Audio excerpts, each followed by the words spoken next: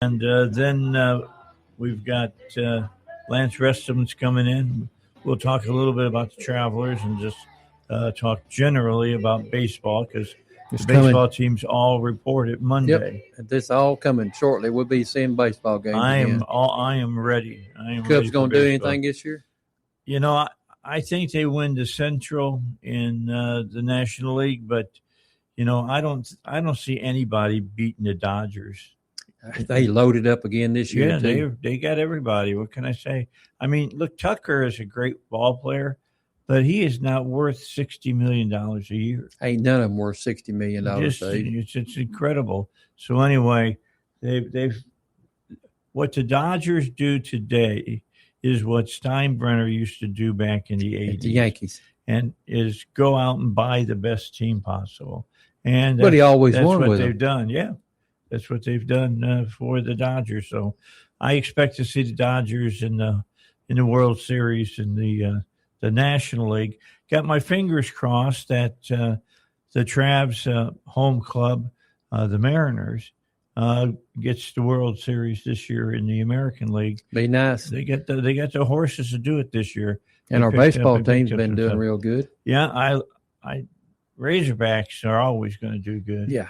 The key is when push comes to shove, can they get over the hump? You know, they missed the World Series by a pop-up that three of them stood there and watched it bounce on to the ground. first base side. Yes, and they'd have won because that was the last out in that inning. As a Cub fan, I died a little bit that day, and I'm used to dying with Cubs. Believe me. I turned around and looked at Teresa and I said, "They can't win now." I said, "They'll lose the next two games." And they brought. Remember, who was the fireball pitcher they had? I mean, nobody could hit them, and they get into extra innings basically. And they wore him out, and they hit him. They beat him like a bad drum. But you know, Oregon. I mean, they had a good team too. Yeah. They had a good team. Oregon always has a good team. A lot of people didn't know Terry Yamauchi, who used to come on my show, Dr. Yamauchi, who is the head of biologic contaminants and things of that nature. He'd come in, and he and I had dinner once a quarter. We'd go over to the steakhouse and get a steak and sit and talk baseball. He still leads at Oregon with the most hits. Really? Yeah, he was a great ball player, evidently. I never ran into him. I mean, we were pretty much the same age. I never ran into him when I was playing for Moorhead. I didn't see him. Moorhead beat Kentucky the other day, and 8-6. So I'm kind of watching the Moorhead Eagles do their thing this year. Yeah, they seem to have a pretty good team. But nowadays, Dave, the teams are so, you know, there ain't really no hard dominant team anymore because of the NIL money. Oh yeah, if you got NIL money, if your university has it, you can plug any hole you want to plug. You can definitely take care of it. And you know, you may have 3 or 4 graduate, but you can stick 3 or 4 right back in it. You know, that's played a year or something or other, and it well, makes we were talking about that. We were talking about the Razorback basketball team, and that kid that scored 49 last night. He's getting $2.5 million. I think that's what I heard somebody say. Okay, so why would you want to run off and join the NBA as fast as you could? And you go from 40 games a year, and that's if you win the national championship. You go from 40 games to 90 games or 88 games or something like that. Yeah. And he's going to make more money. Don't get me wrong. He'll make more money. But to be in all honesty, if I were living up in Razorback land up there in Fayetteville, if I had $2.5 million, I'd be happy to stay right where I was at. Matt Leinart had it right back in the day when he didn't go to the draft when he could have the first year. He stayed another year there at USC and just hung out with his friends and played video games. Yep. And he wasn't even getting money, basically. Yeah. Like they are in the NIL now. Yeah, it is. I don't like it. I don't like this paying ball players. Well, they got to figure out how to put a cap on it. You better. there's still be just the haves and and a lot of have-nots. Yes. They got to figure out how to put a cap on it. So Dave, we've been, the temperature's been warm and people been coming in, and we had a customer in yesterday. They was out of Minnesota. They're traveling. They're going to Venice, Louisiana, right down on the coast.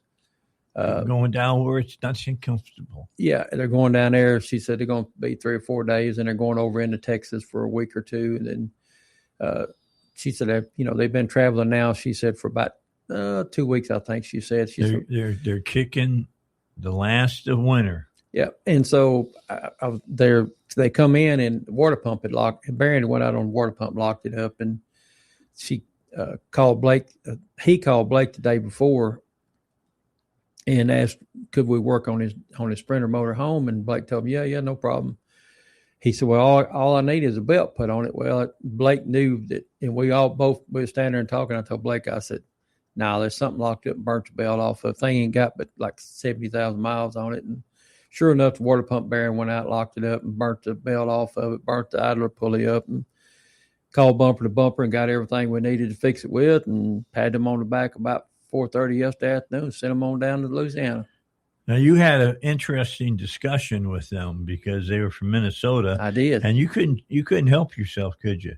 You had to ask the $64 million question. Is everybody like all those crazy people I see on TV? And he looked at me and he said, no.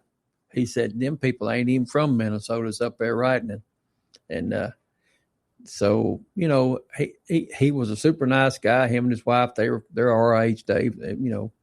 I think he was 70 and she was 69, I think is what he told me. And but he said, so they're getting to do what you're supposed to be able to do when you're 60, 69 and 70. Yeah. And, he was a super nice guy. They had a nice motor home. They told Blake, he said, well, why you had to wait on a water pump, because I had to go to Little Rock and get a water pump for it.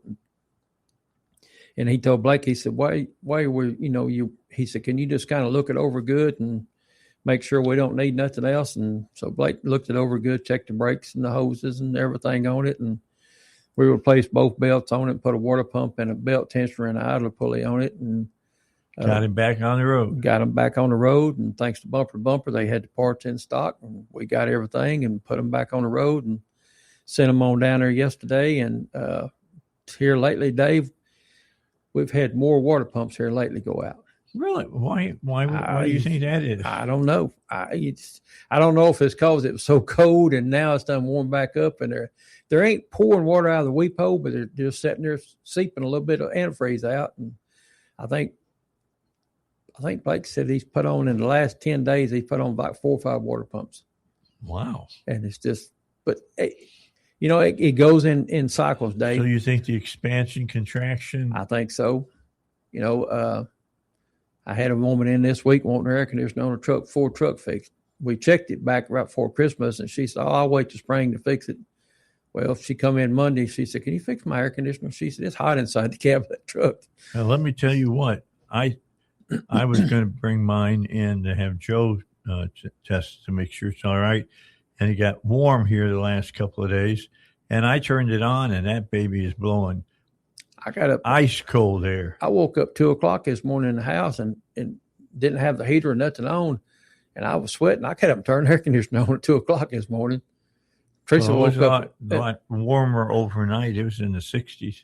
Teresa, I got up out of bed at about 5:20, and she said, "Would you please turn the air conditioner off?" And normally she don't want me to turn the air conditioner off. Normally, she wants to be able to hang meat inside the house most of the time. So. Yeah, that's not me. I like it. I like it cool. I don't want it cold, and I want as much humidity out of the air as you possibly can get out. If you get the humidity out and you have a box fan or something, you're going to be you're going to be fine. Yeah, I just want to live in flip flops and shorts.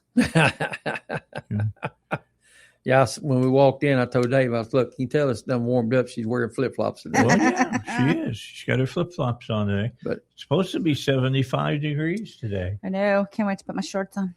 I will. Hey, we'll hit 80. 50. Yeah, but we'll hit 80 before the Shut your middle of mouth. March. Yep. High tomorrow. They said, I think 53 is what I seen last night. So we're going back now, The And groundhog. Get Yep. these last shots in. Yep. But, Dave, we get through this month, though. We're pretty well through with the bad weather. We'll still have some cold days, up into, April, but it won't be one of them where it's 15 below zero and snowing and sleeting and rain and all that. And I hope that we're not going to have North Dakota We weather. put more wiper blades on and wiper transmissions on because people, they were stuck to the ice and turned the wipers on, tore the blades off of them. Yeah. Had 2 or 3 that burnt the motors up on them because they couldn't go down into the park position. So, I tell people, look, you need to dig that out of, up there around the wiper blades, because if it don't go in a park position, it sits there and burns the motor up.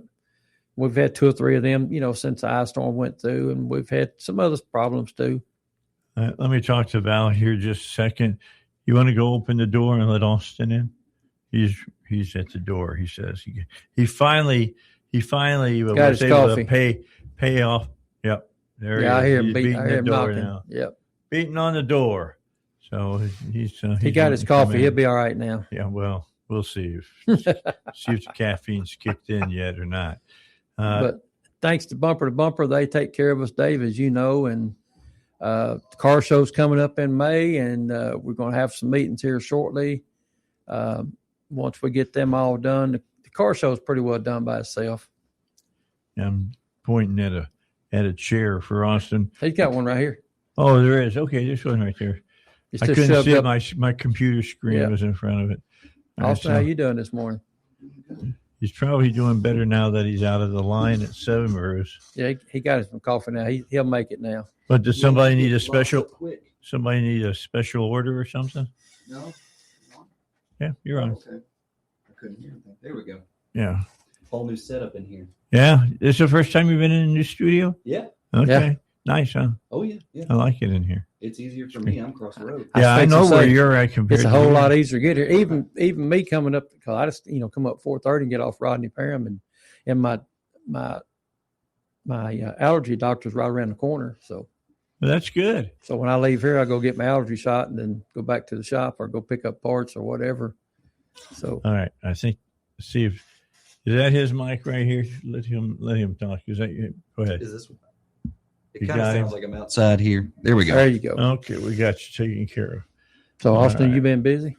Yes, we Me are too. backed up out the door. I mean, I've got multiple engines, transmissions on the floor. You got big jobs going down. Turn of the year, we hit the ground running. I don't know where it all came from. Well, you can't be.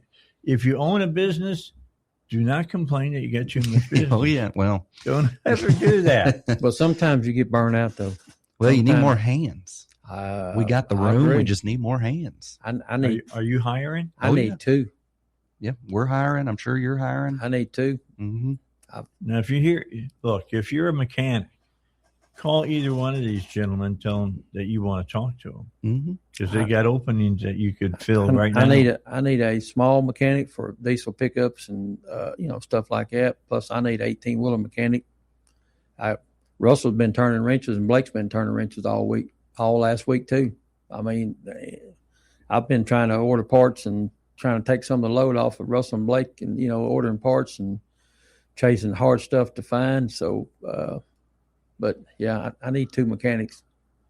Keep that in mind because it ain't like the old days. You can make some really good money being a technician now. Yeah, I got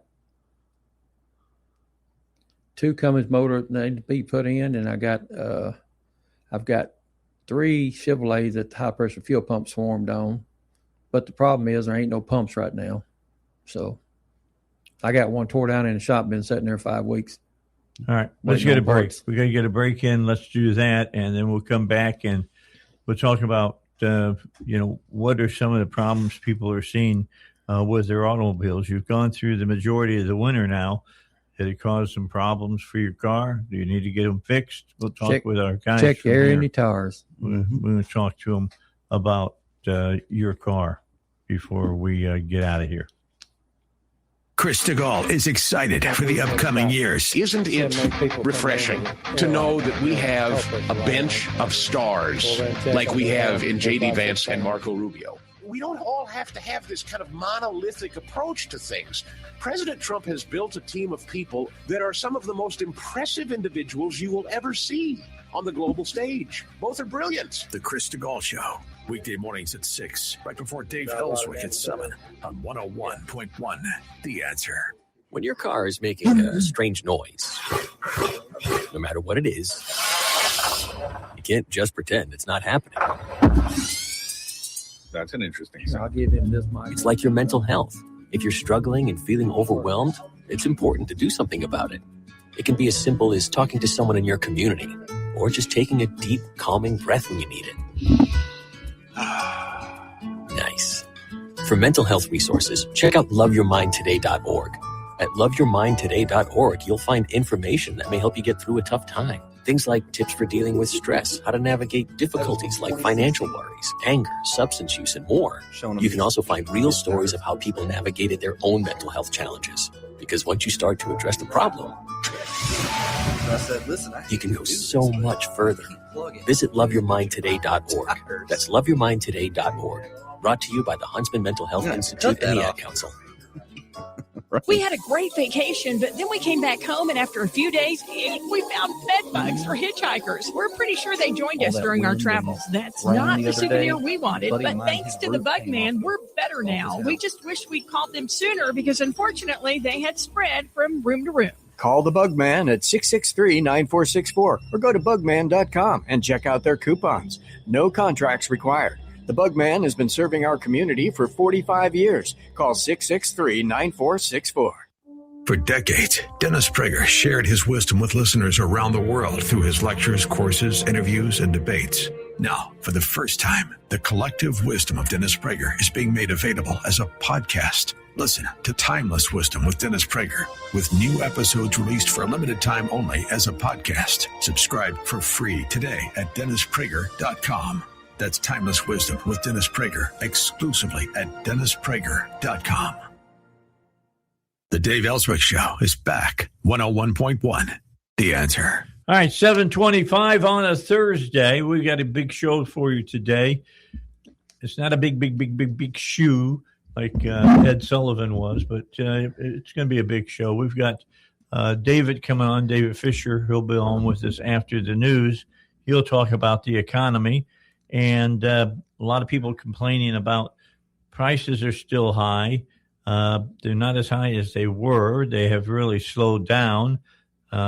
Just look at your gas price. It's gone up a tick here just recently because the blends are being changed now at the refineries. But it's going to drop again like a rock here in another 2 or 3 weeks. Yeah, I seen it this morning in Benton, $2.32 a gallon, I think. Yeah, I mean, some places had gotten down here locally to the $2.14, and it's gone up about 20 cents. That's going to change again. Again, they've gone from the winter blend to spring and summer now, so they're making the switches at the refineries. And what people don't know, Dave, that they're adding additives to it for the wintertime. They keep the octane up and make sure that you got plenty of octane to make a diesel a gas burner car run better. Well, I'll tell you one thing that I found out here over this weekend. I typically get about 25 miles to a gallon if I'm out on the interstate. I get good gas mileage with the car I got. But this last time that I filled up, I put a can of Seafoam in it. Mm-hmm. I get almost 28 miles to a gallon now. Mm-hmm. It's amazing that cleaning those injectors out really good gives you better gas mileage. We don't claim any results, but we offer an induction service where instead of running Seafoam through the fuel tank, we force it through the intake and get it hot and get it burned off. Uh-huh. And it'll help kind of clean off some of your valves and depending on the way you have your car and engine set up. It cleans the carbon out, out around the cylinders and stuff too. Well, I'm just telling you, it's got to be working if I'm getting an additional 3.5 miles. They make the same thing for a diesel truck, Dave. It's called 911. Yeah, you talk about it all the time. And it's got octane booster in it. It's got lubricant in it for the injectors, the cleaner. It also kills the algae that grows in the diesel fuel tank. We had a 18-wheeler in there yesterday. The guy said, "Man, this thing got no power." He said he won't hardly get out of his own tracks. Russell screwed the fuel filter off, and the whole top of it was level with algae. Mm-hmm. He had put some stuff in the tank, Yeah. and it had stopped the filters up on it. Both of them was just full of black algae. So he pulled them off and put new ones on. Pulled them off, but we They're also probably going to have to pull them off again. Well, we went through and cleaned the tank too. Pulled the plug out of the bottom of the tank, get some of the trash out, the algae out of it. But he'll have to change them again probably in 10,000 miles. If you can clean a fuel tank and get it to work, you're real lucky. Yeah. I mean, I don't know if you've seen the GM, Silverado Tahoe issue where they basically the carbon canister just explodes and fills it full. Yeah, and when those beads get in there, you can't rinse it out. I Well, mean, Ford had problems with their diesel trucks here back 6, 7, 8 years ago. They had painted the inside of the tanks with some silver paint. oh no, I'm sure that flaked off pretty Yeah. quick. Yeah, we had a bunch of them stop the injectors and everything up, had to pull apart. I mean, you're basically putting paint thinner in there. Basically, yeah. We'd pull the tank, send the tank to the radiator shop and have them to clean it, put the tumbling stones in it. They fill it full of rocks. They put it in a tumbler and it beats it clean. Mm-hmm. Then they go in there and seal it, put the red sealer stuff in it. But then you got to go back and start cleaning everything too. Mm-hmm. Ford tells you got to replace the fuel tank. And you're putting the same fuel tank on it that's got the problem. Yep. The new one is just like it. Oh, geez. So, in a few miles, you're going to be back doing the same thing again. So I have to have that conversation every once in a while is, this is not an updated part number and this is a common problem. You've only got, 50,000 miles on your car. Is it worth it? Yep. So we just pull tanks, send them out and get them cleaned and, and get them, they put tumbling stones in them and roll them. All right, let's take our break. We got Bill O'Reilly coming up. Hear what Bill has to say, and then we'll pay some bills, and then we'll be back with you for the second half of this first hour on the Dave Ellswick Show. So stick around, and here's Bill. Yeah, we've been putting water pumps on. Bill O'Reilly here, and I'm warming up. Stand by for the O'Reilly Update Morning Edition. But first, more Americans are switching to all-family pharmacy because getting medication should not depend on your insurance company telling you no. If you already know what works for you and want real medical freedom, you have to choose the right pharmacy. All Family Pharmacy handles everything, including the doctor's prescription, ships right to your door. So please go to allfamilypharmacy.com/bill, use code BILL10, save 10% on your next order. On this Thursday, the U.S. women's ice hockey team is playing Canada for the Olympic gold medal. The American ladies are a better team and most likely will prevail. The rivalry, however, is partially political, as it will be for the men's final, probably featuring Canada and the USA. The reason is that America and its neighbor to the north are far apart culturally, and it's downright strange. Canada has evolved into a secular country that has accepted woke. Not every province. The ones in the West are more conservative, but the big cities certainly are liberal. You couldn't elect a guy like Justin Trudeau if that were not the case. President Trump believes Canada has taken advantage of the USA in trade as well as defense, and there is some truth to that. So relations between the two countries are at an all-time low. In fact, Canadian travel to the States down 25%. Not good, eh? Mr. Trump would like hockey legend Wayne Gretzky to be the prime minister, but that's not going to happen. Mr. Gretzky is too smart to enter that political arena. Pucks, sure. Schmucks, no. I always have a great time when I visit Canada, and I anticipate the thaw will melt, but not until the Olympics is over. Back in a moment. Homeowners, when is the last time you checked your home title? Scammers are everywhere, and they're targeting your equity. with just a single forged document they can file at the county. So don't wait until it's too late. Find out if you are already a victim today. Please go to HomeTitleLock.com. Use the promo code BILL to get a free title history report, plus a free trial of their $1 million triple lock protection. That is the Morning O'Reilly Update. Hey, this is Doc Washburn. Health insurance can be confusing, but I know someone who can help you. Tammy Chase owns an independent insurance agency, and she'll meet with you and explain everything in plain English. Whether you're under 65 or approaching Medicare age, Tammy can help you. She works with multiple companies to create a custom plan for you and your budget. She sticks with you from start to finish. Visit TammyChaseInsurance.com. Having someone local who cares makes all the difference. TammyChaseInsurance.com. Listen carefully. Silver prices have experienced a historic surge, breaking above the $100 per ounce threshold for the first time, and industry experts predict silver could climb even higher. It's not too late for you to benefit from the surge in silver. Call Advantage Gold at 800-900-8000 to get our free gold and silver investment guide. Plus, you'll also receive a free copy of economist Ken Rogoff's book, Our Dollar, Your Problem. Debt is rising, currencies are under pressure, and investors are looking for real assets, not paper promises. That's why so many Americans are turning to physical gold and silver with Advantage Gold. Historically, when silver starts moving, it can move fast and aggressively. This isn't about guessing tops or bottoms. It's about understanding risk and positioning before momentum accelerates. Call Advantage Gold now at 800-900-8000 and find out how you can get a tax and penalty-free rollover for a portion of your retirement funds for 2026. Results vary. Consult your financial advisor before investing. Call 800-900-8000. That's 800-900-8000. Hi, this is Gordon Deal. Join me weekdays for This Morning, America's First News.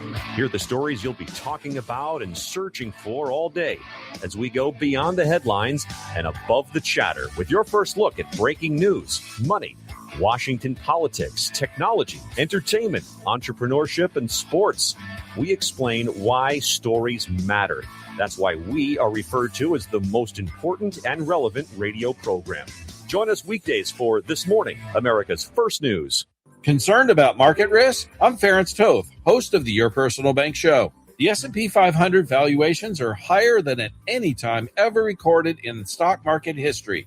This includes 1929 and 1999. Annuities and Your Personal Bank offer unlimited upside with no downside risk.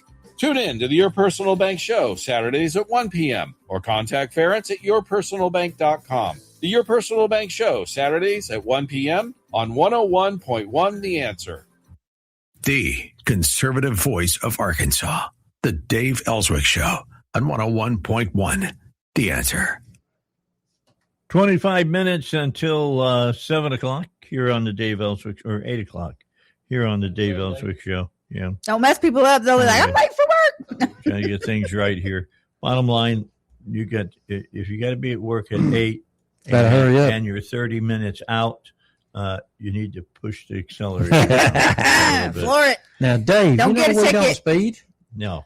Well, I was late this morning, and I'm sure there's a few people who had some stuff to say about me. But I was trying to make up some time. I got stuck on a coffee run. Yep, it's all right. Everybody got to have the coffee. Oh yeah, I had to have my sweet tea every morning. So I don't normally buy coffee because I've got a machine at home and at work, but. But next time, Austin, you better bring me one. I'm just letting you in. Well, it would save time if I would have made it at the shop and just come on over. That's what she said. Austin, bring me some. I'm going to tell you what, Seven Brew. It's good. They're doing very well here in the Little Rock area. I mean, they're from Arkansas. And they're building in other areas as well. Oh, yeah. Hey, you go to Benton, the one there on Military, they'll be lying down the road a half a mile to get in there. It's way better than Starbucks. Well, it's deceiving when you pull in. You think, oh, they're empty. And then you pull around the corner and there's 10 people ahead of you.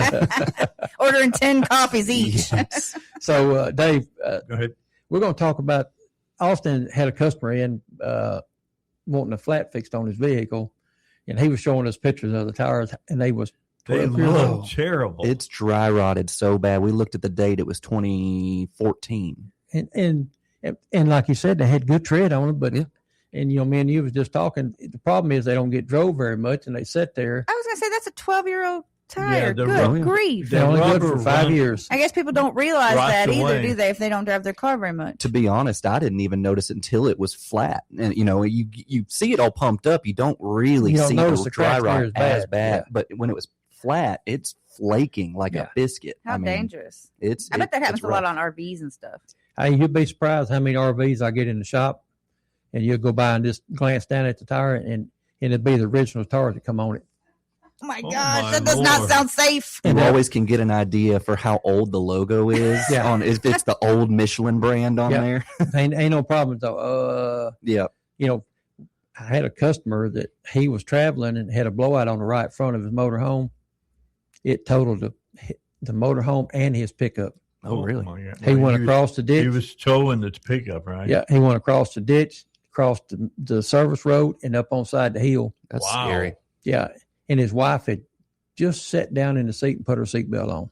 Oh, good thing. She'd got up and went to the bathroom, and I gripe at Teresa all the time when we're traveling. She'll get up and go to the bathroom, come back and flop down the seat, put the seatbelt on.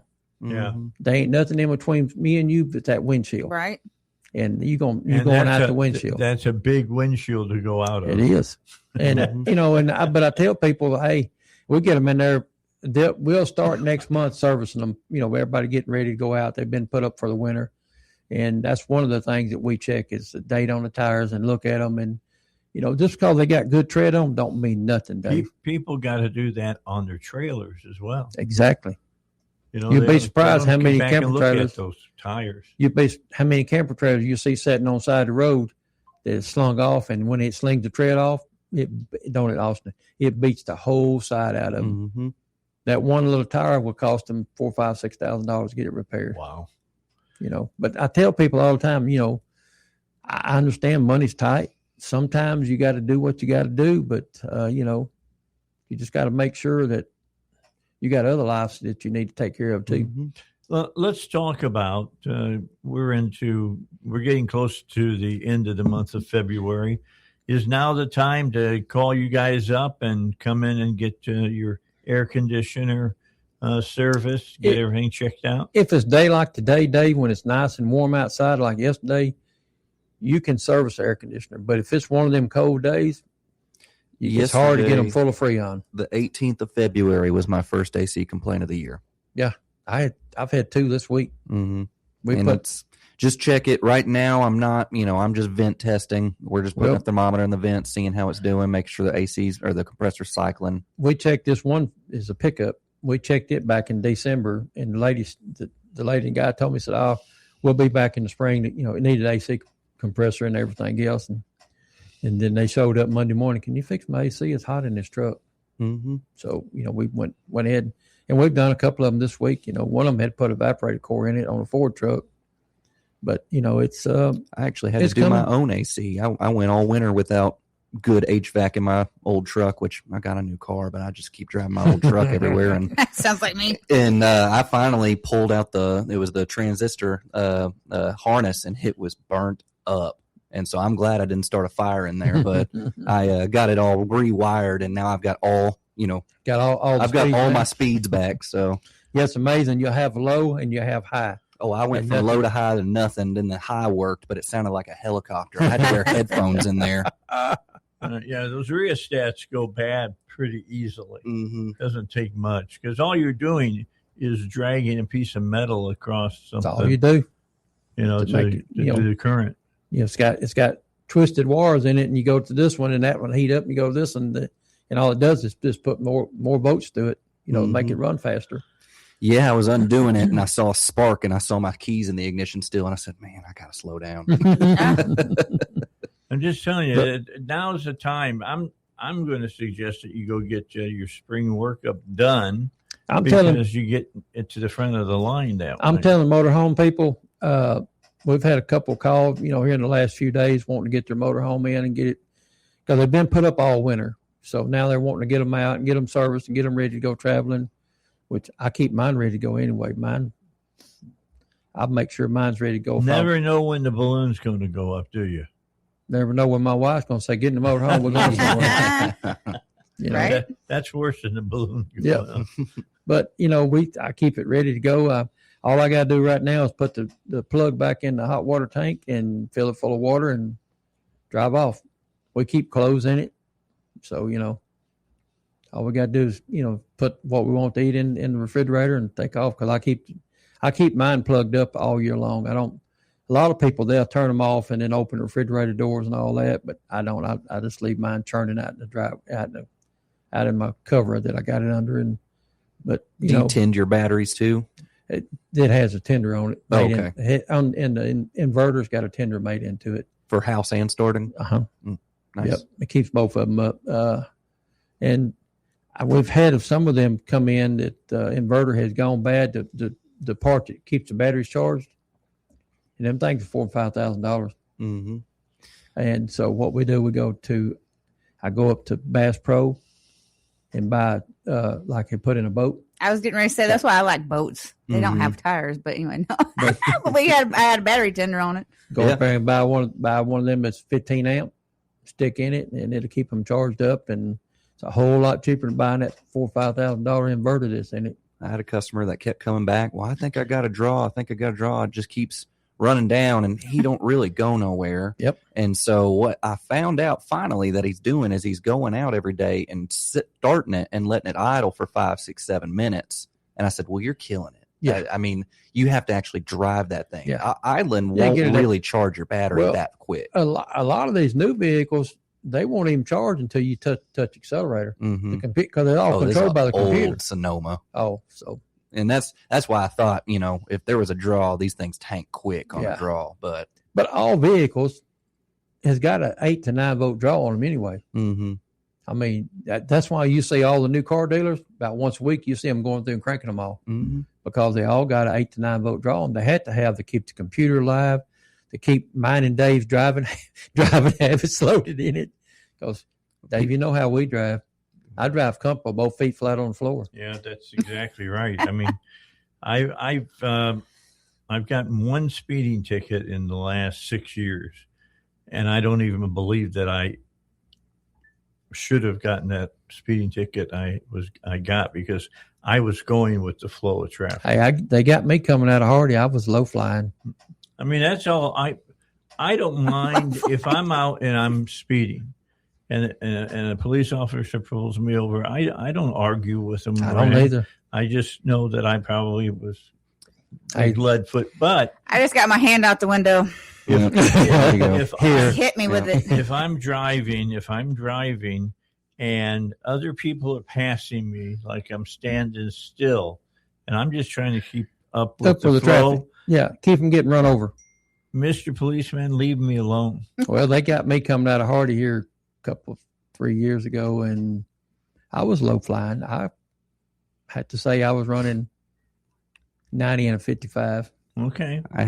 He pulled me over, and he wanted to know what my hurry was, and I said, I ain't in no hurry. He said, what are you driving fast for? And it's just the way you do it. I looked at him, I said, I like to drive fast. I looked at him, I said, you want the truth? He said, yeah. I said, man, I just want to tell you, I got a bad heavy foot. And he looked at me like, what? Yeah. You could see the look in his face, and he said, I'll be right back. He didn't expect the honest truth. Did he give you a ticket or a warning? No, he gave me a ticket. Oh, okay. He come back up there. He said, if I write this for 90 mile an hour, I got to take you to jail. Mm-hmm. I said, I understand. Ain't no problem. If I need to go to jail, he said, I cut the ticket down to 69 and a 55. He said, you can come through my county, which is a Sharp County, running 62, and I ain't going to bother you. But if you run in 63, I'm going to stop you and give you a ticket. Yeah. And he is a new cop. It's just he had just come up there, and because I knew we hadn't had no state trooper, that part of the county, but we do now, and he's still there. But I see him every once in a while. Because his shirt was still starched and the whole 9 yards, right? Well, he was a young guy too, so that's what I'm saying. But he was super nice. I was, but he looked at me like, "What?" I could see the look on his face, like, "You got to," and I'm sure he wanted to say, "You got a what?" Mm-hmm. But I do, but I've learned myself now. When I get up there, when I leave Cave City, I set the cruise on 60 mile an hour and take my foot off the accelerator. Because if I don't, you're gonna get stopped. I know what'll happen. I'm gonna tell you the same thing in Hamburg. Going to Baton Rouge one time a couple of years ago. I'm telling I was in my Charger, and I was next to a Camaro, and we were both doing the speed limit going through Hamburg because I grew up in Walnut Ridge. I know what speed traps are. You know, Bono. I know what and I don't play with little towns. Yes. Any of us have to drive through B Branch or whatever, going up to Branch. And so I had my cruise control on, and they pulled us over and said we were drag racing. And I was like, no, sir. No, sir. Because I had little skulls on my license plate. And she had to come out. And I was going to fight it. She pled guilty. And I'm like, so I have to plead guilty because she pled guilty? And I was just like, I was like, I'm going to pay it, but it's against my principle. That's when you say her slow car was trying to race. I was just driving. I was just going. No car, no car. Yeah. But, and I tell people all the time, they'll come in and say, hey, man, I got a speeding ticket. Can you check my speedometer? Because I think my speedometer's wrong. There you go. No, man. I know mine's accurate, but I wasn't speeding that day. We'll get in, put the computer in the seat, and then take a GPS and sit there in the seat too with it. GPS tell you exactly how fast you're going in. You go down the road and we'll clock it and see and tell them, no, it ain't the speedometer. That's the thing is, I don't really speed casually. If I'm speeding and I get caught, I'm going to jail. Yeah. I'm surprised. I've gotten into some races on the interstate a couple times to where I actually had some phone calls go out to my boss before I got to work one morning. And he caught me red-handed. I'm like you, Austin. And then when you tell people, these people, they're like, come on, Val, we know you. And I'm like, no, I didn't do it this time, And they're like, but we know you. My son's like, okay, Mom, I know how you drive. But and I'm like, no. You're paying for all your passing discretion. You're racing. My son won't let me drive. He I was like, you sat in the back seat and you didn't die all these years, okay? You need to just be quiet. And my other son just sits there and picks everything up when it flies off the dash. Yeah. All right. We got to get our final break in. Let's do that. Then we'll come back and finish up the bumper-to-bumper car and truck doctors for a Thursday here on the Dave Ellswick Show.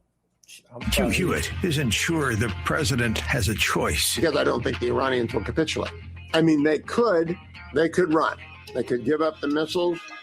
I don't believe President Trump is going to get taken by these people. I think they flooded the zone, they being the Pentagon, with all the weapons of war to absolutely crush the regime. I don't think the president has a choice. The Hugh Hewitt Show.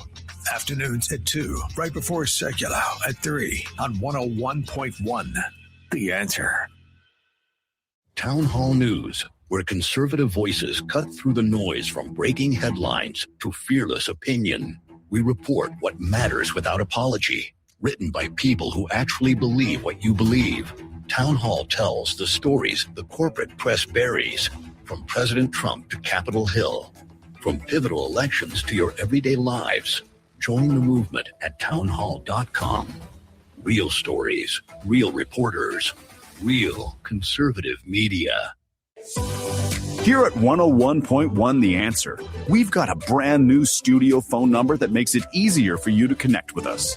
Whether you want to talk to Dave Ellswick, Doc Washburn, or any of our other local hosts, it's now easier than ever to let us know your thoughts. Just call 501-401-1011. 501-401-1011. One more time, 501-401-1011. Mike Gallagher isn't sure about the coverage. If you think that the coverage has gone too far with Savannah Guthrie's mother, do you understand that there's a formula here? There is indeed a reason. For everybody who's saying they're turning away from Fox News, that's not the case. Apparently, people are watching. The Mike Gallagher Show, weeknights at 11 on 101.1. The Answer. The Dave Ellswick Show continues now. 101.1. The Answer. All right, let's finish it up for a Thursday. It's gone fast this hour. Dave, spring's coming on, and when spring is it? In March. March. Spring's coming on. Spring break is coming too.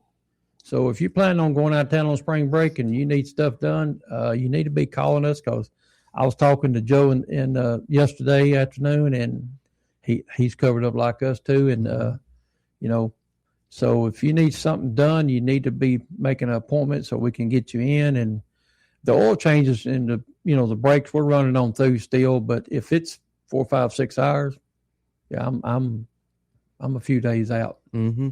That's really all we've got is I can get quick stuff in, but all my bays are tied up with large jobs right now. That's the way mine are. I mean, you can't even get on my parking lot. I mean, because everybody with a 15, 20-year-old car knows they're not letting it go at this point. Yeah, and and some reason of that is the interest rates on vehicles are 7, 8, 10%, and same reason all my friends that bought a home 6 years ago they ain't leaving. No, and interest rate right now on houses is 7%. It could be worse. I suppose, but it's not great. But you just think 4 years ago, 5 years ago, 6 years ago, interest rates was 4 or 2.5. Yeah, was it that low? When I sold my other house, the guy had 2.9% interest rate for 30 years. Mm-hmm. So and he still lives in it.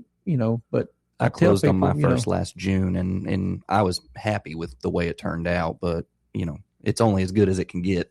But if you need, brakes and stuff like that, we're running them through, and so is Joe, and so is Austin and Gary Henry. He's the same way. That stuff's easy. People really kind of forget. They think that we're too backed up to get that stuff done. That's a very quick turnaround for us. Oil changes, servicing and stuff like that. We're going ahead and doing that right now. We're still checking antifreeze and make sure you got enough antifreeze in your vehicle to, because we're going to have some more cold days. The cold days ain't over with yet, Hush, Duck. I think I've heard a couple feelings lately because people call in, hey, I got a 96 Caprice and it's got electrical issues. I'm like, hey, that's what I consider a project. Like I'm months out on a project. What do you mean a project, man? Well, it's just you're calling the smallest shop in Little Rock right now. We can do it, but I've got other stuff that's kind of a long, drawn out process. I got a Dodge truck. It's got a 5.9 Cummins in it. It's got electrical issues. Mm-hmm. And found out the rats has been in it. Mm-hmm. That's going to be hit and miss all the way through. Tried to order engine water harness for it. There ain't none no more. They're not available. So Thomas has had it off the truck 3 times, thinking, hey, I got it all done, get it back on, something that still don't work. All right, spring break here in Arkansas. Yep. March 22nd through the 28th. So you basically got a month before spring break. But what we've been seeing lately is that slow leak in your tire. We've been finding a lot of cracked wheels instead of pluggable tires. Yep. So if it's a slow leak and you need a trip coming up, it'd be worth to get checked out just to make sure it's not a wheel. And like you was talking about a while ago about the tires, hey, if you're going to Florida on a set of tires like them you showed a while ago, you're in trouble. Yeah, it's not going to be, especially that climate change. That asphalt's going to be 25 degrees hotter than what we have here right now. And you're running down the road 80 mile an hour, and everything heats up badly. They're going to come apart. So I've been lucky. I've been driving it the last 5 years back and forth, and I keep up with my tires. Though. Yeah. Like you have to. You should. Yeah, I've had one problem, and that's it. And that was just I ran over a nail. So do you tell people that they should use regular air or nitrogen? Just air. I've never seen a nitrogen benefit really. I just fixing to say, I've heard. Doesn't regular air fluctuate more than nitrogen does? It still fluctuates. There's a lot of theories you could put on paper, but I've just not really seen a practical application that's benefited. My car had it in there when I bought it in 2014, my Charger. I ain't never put it in there after that. Ever. It, especially given that, when I was still in a dealership, they were charging like $75 for that. Right. That's why I didn't do it. It's not cheap either. Yeah, and another thing too, they're all going. I don't care what kind of vehicle you got, what you got, what kind of air you got in. Hot and cold, they're going to lose some tire pressure. Mm-hmm. We've got them in there. Hey, my tire light's on. Can you scan it and see what's wrong with it? Go over and pop it up and look. Hey, it's 4 to 6 pound low of air. Air them all up, send them on their way. Or the opposite way is I've had this tire light on for 2 weeks. I keep putting air in it. You find 60 pounds in there and a dead TPMS sensor. No. And a lot of times make sure if you're putting air in your tire and it doesn't look like it's going up the way it should be, make sure that your tires are identified correctly on the computer. We had a vehicle in there this week and the tire light was on. It had the left front battery dead. And she said, just put that one in it. I said, have you ever replaced any of them? No, the car's 5 years old. And I said, replace them all. I'll put that one in it. And I said, but I promise you, you'll be back. They're going to domino. And she left it, and I was going to run it over to William to get them, stick them in, and, you'll turn them on once I get it back to shop. And she called back. She'd been gone about 5 or 6 minutes. Her husband called back and said, go ahead and replace all 4 of them. Do you have the Autel scanner? I got mine from Bumper, but it'll tell you roughly the battery life left on each sensor too. Yeah. It's not, perfectly. And that's what I accurate, told him. I said, they're down to about 8% left of all of them. Mm-hmm. But the one was totally dead. So we went ahead and put them all in, turned them on, got them all working. So it has to be replaced. It just has to have a battery. Well, the battery's non-serviceable. Yeah, you can't put a battery. So you do have to replace it. I mean, it's like a couple millimeters big. It's tiny. I bought these from Bumper to Bumper. Mm-hmm. And they worked out real good. I buy all my sensors from Bumper. They're a little Autel programmable. They're just universal across the board. And they work in anything. Mm-hmm. Well, I buy the packs of them too. It's just worth it. Well, next week we'll be getting into the last week of February. Duck, if you're here, let's make a list of all the things people should get checked as they get ready to go into spring break. Yeah, just a lot of stuff you need to get done. Check your belts and your hoses and your tires, and just bring it to us and bring tell it us. to us. And I got a 2-page checklist I'll make my guys do. Yep. When they do it, and then I put it on file. That way, if somebody needs something, they can come back and call me, and I can give it to them. All right, let's get a break. We're done with our time Dave. with the Car and Truck Doctor. Thanks, guys. Thanks, Bumper. Have a good day. Thank you. And I will be talking to David Fisher after the news right here on the Dave Ellswick Show.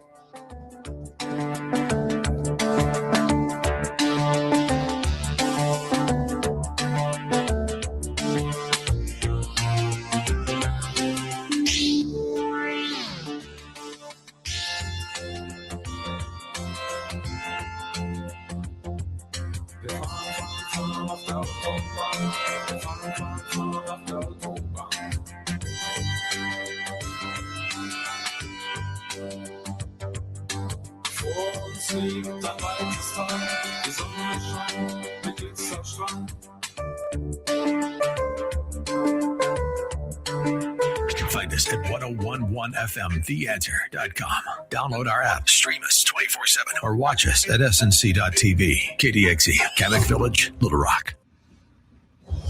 Breaking news this hour from Town Hall. Amit Thomason. Former British Prince Andrew's arrest in the UK is the latest fallout from the Jeffrey Epstein case. The Thames Valley Police said Andrew Mountbatten Windsor was suspected of misconduct in public office. The force, which covers areas west of London, said it was assessing reports that the former Prince Andrew Mountbatten Windsor sent trade reports to convicted sex offender Jeffrey Epstein in 2010. The police force did not name Mountbatten Windsor, as is normal under UK law. But when asked if he had been arrested, the force pointed to a statement saying that they had arrested a man in his 60s. Karen Shamas, London. And regarding his brother's arrest, King Charles says the law must run its course. Members of President Trump's Board of Peace assemble in Washington today for the panel's first meeting. The focus on stabilizing and rebuilding war-shattered Gaza. There's some not-so-good news for the Democrats heading into the crucial midterm election. A new AP NORC poll finds views of the Democratic Party among rank-and-file Democrats have not bounced back since President Donald Trump's 2024 victory. That's despite a series of wins notched by Democratic candidates in recent special elections. New polling from the Associated Press NORC Center for Public Affairs Research shows that only about 7 in 10 Democrats have a positive view of the Democratic Party. Keith Peters, Washington. Fierce winter weather has blocked crews from recovering the bodies of 8 backcountry skiers killed by an avalanche near Lake Tahoe earlier this week. One skier is still missing, deadliest avalanche in the U.S. in decades. Walmart delivering another quarter of impressive sales. However, the retailer's outlook for the future remains uncertain. On Wall Street, Dow futures down 162. More on these stories, townhall.com. This is Dennis Prager. What is dedication? The thing that drives me every day as a dad is Darian. We call him Day for short. Every day he's hungry for something, whether it's attention, affection, knowledge. And there's this huge responsibility in making sure that when he's no longer under my wing, that he's a good person. I think the advice I would give is you don't need to know all the answers. The craziest thing was believing that your dad knew everything. So as a dad, you felt like you had to know everything. You had to get everything right. It's okay to make mistakes. As long as it's coming from love, then, it kind of starts to work itself out. I want him to be able to sit back one day and go, we worked together, we did a good job. That's dedication. Find out more at fatherhood.gov. Brought to you by the U.S. Department of Health and Human Services and the Ad Council. Now that Venezuela is under new management, the Trump administration is strengthening ties with the South American country. General Francis Donovan, in charge of U.S. forces in Latin America, has visited Venezuela. This visit follows one last week by the U.S. Energy Secretary, and the U.S. Embassy in Caracas said bluntly that the trip aimed to advance the goal of a Venezuela aligned with the United States. The Venezuelan government said General Donovan met interim President Rodriguez and senior ministers, and that the two sides agreed to cooperate in combating drug trafficking, terrorism, and migration. Since the advent of leftist government to Venezuela in 1999, there have been scarcely any such visits from U.S. officials. The BBC's Charles Haviland. Afghanistan faces a surging child malnutrition crisis. According to the World Food Program, says it has to turn away 3 out of 4 acutely malnourished youngsters. News and analysis, townhall.com. The grandson of the inventor of the Reese's Peanut Butter Cup is accusing Hershey of watering down the Reese's brand by shifting to cheaper ingredients. In a February 14th letter posted on his LinkedIn profile, Brad Reese said Hershey replaced milk chocolate with compound coatings and peanut butter with peanut cream and multiple Reese's products. Hershey acknowledges some recipe changes, but said on Wednesday it's trying to meet consumer demand for innovation. Brad Reese is the 70-year-old grandson of H.B. Reese. He invented Reese's Peanut Butter Cups back in 1928. Bob Agnew reporting. President Trump visits Georgia today for a trip that the White House says will focus on the economy. Affordability is the watchword. The president's trip south comes ahead of the high-stakes midterm elections, with Republicans looking to hold on to or expand their majorities in both the House and the U.S. Senate. More on these stories at townhall.com. Attention investors, this affects you. Silver prices are exploding, with silver exceeding $100 a troy ounce for the first time. Call Advantage Gold at 800-900-8000 to get our free gold and silver investment guide. Plus, you'll also receive a free copy of economist Ken Rogoff's book, Our Dollar, Your Problem, when you call now. Here's why it matters. Silver is a high liquidity, tangible, and affordable precious metal investment that serves as an industrial commodity and a store of value. It often outperforms gold during economic upturns. If you have an IRA or 401k, you can act now. Roll over a portion into a tax-advantaged gold and silver IRA backed by physical metals you actually own. Call Advantage Gold at 800-900-8000 and find out how you can get a tax and penalty-free rollover for a portion of your retirement funds for 2026. Results vary. Consult your financial advisor before investing. Call 800-900-8000. That's 800-900-8000. Call 800-900-8000.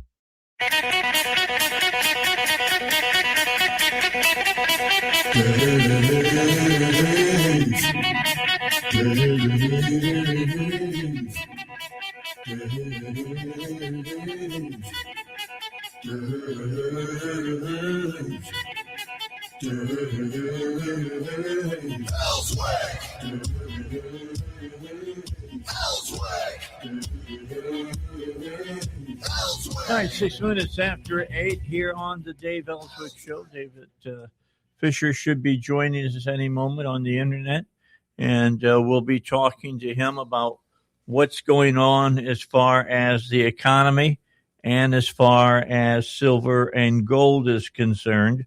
Let me get over to some material I had that I had some questions that I wanted to ask today. So let me get to those. Let's see. There we go. And David, welcome to the Dave Ellswick Show. Good to have you along for the ride today. So we've been saying for years, I know I have, that sooner or later the chickens were going to come home to roost here in the United States. Yeah, look, I know just running my own budget at my own house, I can't keep spending more money going out than what I got coming in. Sooner or later, it's going to catch up, and I can do every trick in the book. I can get a new credit card 2 months before the other credit card is going to be maxed out, and switch it over the amount of money over to the new credit card, so I get 2 more years of no interest on the money and things of that nature. I know every trick in the book for my own credit. What is it about the federal government that they don't understand? And they're getting more money than they've ever gotten in from taxes. Well, you're exactly right. The same thing happens on a personal level. Eventually, the credit card amounts of credit cards you have, you can't pay off the interest only on it. That's right. Let alone the debt. So it does catch up on a personal level. They call it a line of credit in businesses, and it catches up there. And it does eventually catch up with governments. And it did happen here recently, according to Fortune. We hit the Rubicon level where the interest payment now is bigger than any budget item, bigger than defense now, and that's $989 billion. You know, we don't have any discretionary money left in the budget now, according to Fortune and other entities, the Congressional Budget Office and many others that look at this. 20% of the income that comes in just goes to service the interest payment on the debt. When the country reaches that, we've hit the Rubicon, and we're here now, unfortunately. And that's why I said on your program, watch when the dollar goes down and you see this rally in gold and silver. That's the thermometer. That's the temperature that tells us something's wrong with the financial system when we hit that. But the government, to answer your question, is ignoring this, unfortunately. We've ignored it for decades. I think, President Trump is doing something in his way that's really the only way out of this, because they're not going to cut spending. We clearly saw that with the big, beautiful bill. Yep. We can't get enough revenue coming in the way things are. So we got to expand the GDP. We got to expand the economy. That's the lever that the government is pulling. It's the only lever that's going to work. But according to the Congressional Budget Office, we're past this level of getting this under control, because we would have to, the GDP is at currently around 4%, and that's just a big number. In other words, the money coming in to the country is 4% of what we're having in growing the economy. So we need 6% to get the budget deficit of 1.9 or 1.8 trillion under control. And that's a tall feature, like nearly impossible. It's only happened 2 times in history in the United States. Once was during World War II, post-World War II. We had factory workers, people working. We don't have factory workers right now. We haven't had that for decades and decades. Volumes of factory workers to create revenue for the country. And this second time was post-COVID, but the country was shut down. And if you remember, corporations got huge incentive checks. Yep. And when they start spending that created this enormous amount of GDP at 6%. But then it was short-lived. The fuse ran out, and we're back to 4%. It was lower now, but President Trump has got this raise. But it's like this. I'll summarize it this way. We all have a car. When that light flashes in your dashboard, you better go get your car serviced. That's exactly right. Well, the light's been flashing for a couple of decades on our debt. We've been ignoring it on a congressional, on a presidential level. Congress is just as fault as every president going back to the year 2000, no matter if it's blue or red. We've been ignoring the dashboard. We finally are here, and this is why we saw the dollar fall the biggest. If we continue, by 2036, 10 years from now, according to the CBO, we will have a budget deficit of $3.1 trillion, $1 trillion higher. I think they're wrong. I think they're ultra conservative, because we're going to have 2 more presidents, and we have 3 more years of President Trump, and we're going to have a lot of spending bills in those next 10 years, which is going to add more to the budget deficit. This is coming in waves. The snowball is rolling down the hill. The world understands this. That's why they don't want to own the dollar, because it's a guaranteed loss, about 5%. That's why the stock market is not performing like it normally would, because a foreigner has to get 9% to break even in stocks, and they don't want to start from a deficit. All right. So that brings up my next question, which is, what about all the money the president said we were getting brought to this country? He said trillions of dollars are coming to the country. Is it really coming? I mean, is it out there? Are the companies following through on what they said? Well, President Trump did a fantastic tour in Asia and got a lot of countries to commit to a lot of money. No president's has done that in modern era. Yeah, but committing and actually ponying up the money is a different story. That's where the rubber meets the road. So it's not the leadership of our president getting them to commit. He got that to happen. It's the follow through. It's like golf swing. You can have a great backswing, but if you don't follow through right, you're not going to hit the ball. And I'm not a very good golfer either. But it's not, the trillions of dollars, some say it was 22 trillion. The Trump administration, Dave, built a public online tracker of this. And you can go there and look at this. And it's realistically, according to the government, $9.6 trillion. But Bloomberg did an analysis of it. It's of this using the same metrics of this tracker, and it's $7 trillion. So whether it's $2.5 trillion off or not, let's not question that. Let's dig into the countries that said they're going to commit. Let's take a look at the United Arab Emirates. They said they're going to invest $1.4 trillion. But before we do this, it's not just, we were led to believe that there's this check that's going to be written by these countries. It's not a check. It's long-term purchase agreements. It's trade agreements. It's aspirational investment pledges. It's planned future corporate investments in the United States and agreements that just might not happen. So back to the countries. U of A, United Arab Emirates, $1.4 trillion. And remember, they're part of BRICS. So the U of A, how much have they done? $35 billion. Because when you dig deeper, $1.4 trillion is 3 years of profit for the United Arab Emirates. No country's going to give up 3 years of their profit. Qatar, $1.2 trillion. That's 6 years of their profit, of the GDP. So they haven't given anything. Japan, $550 billion. We've talked about Japan. They're financial in turmoil. They have no money to give. Their barn is on fire, man. It really is. Yeah, their bond market is singeing. They haven't given a penny. And then we get to South Korea. They formed a special committee they committed to $350 billion. They formed a special committee. They're still in negotiations.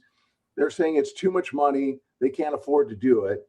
So they've given nothing. So the bottom line is very little amount of money, less than $500 billion has happened. And the rest of the $9.6 trillion might not happen in the Trump administration timeline or at all. So I would not count on that as revenue to dig us out of this financial hole that we're in. Yeah, this goes back to, don't count your chickens until your eggs are hatched. And the eggs are still in the shell. They have not come to fruition yet. What does this mean for gold and silver? Well, gold is up 16% after the correction, Dave. Silver is up about 9% after the correction. To put it in perspective to stocks are up about 10%, all three indexes combined. So once again, gold is outperforming the three major indexes combined. Why? Because the dollar is down again this year. The world, who once loved the dollar, does not love it like it used to. So here's some major headlines. Billionaire hedge fund manager Robert Freeland says now that AI demand is going to use up 500 to 1,000 tons of silver per year. That's 16 to 32 million ounces per year. We got a deficit of 820 million ounces. Some say it's 1 billion ounces of deficit that took us 15 years to get here. And a mine takes 7 to 12 years to get up and functioning to actually produce silver out of the ground. So we're not going to have this fixed soon. So we're going to see a rally in silver. The Central Bank of China, we got the report from the Treasury here since the last time I talked to you. They sold 11% of our U.S. Treasury debt last year. China's selling the dollar. Yeah, What that's not good. Buying gold. And we have a lot of entities, JP Morgan saying $8,000 gold, BMO says $8,650 silver in 2 years, $220 silver in 2 years. I can go through the scenario.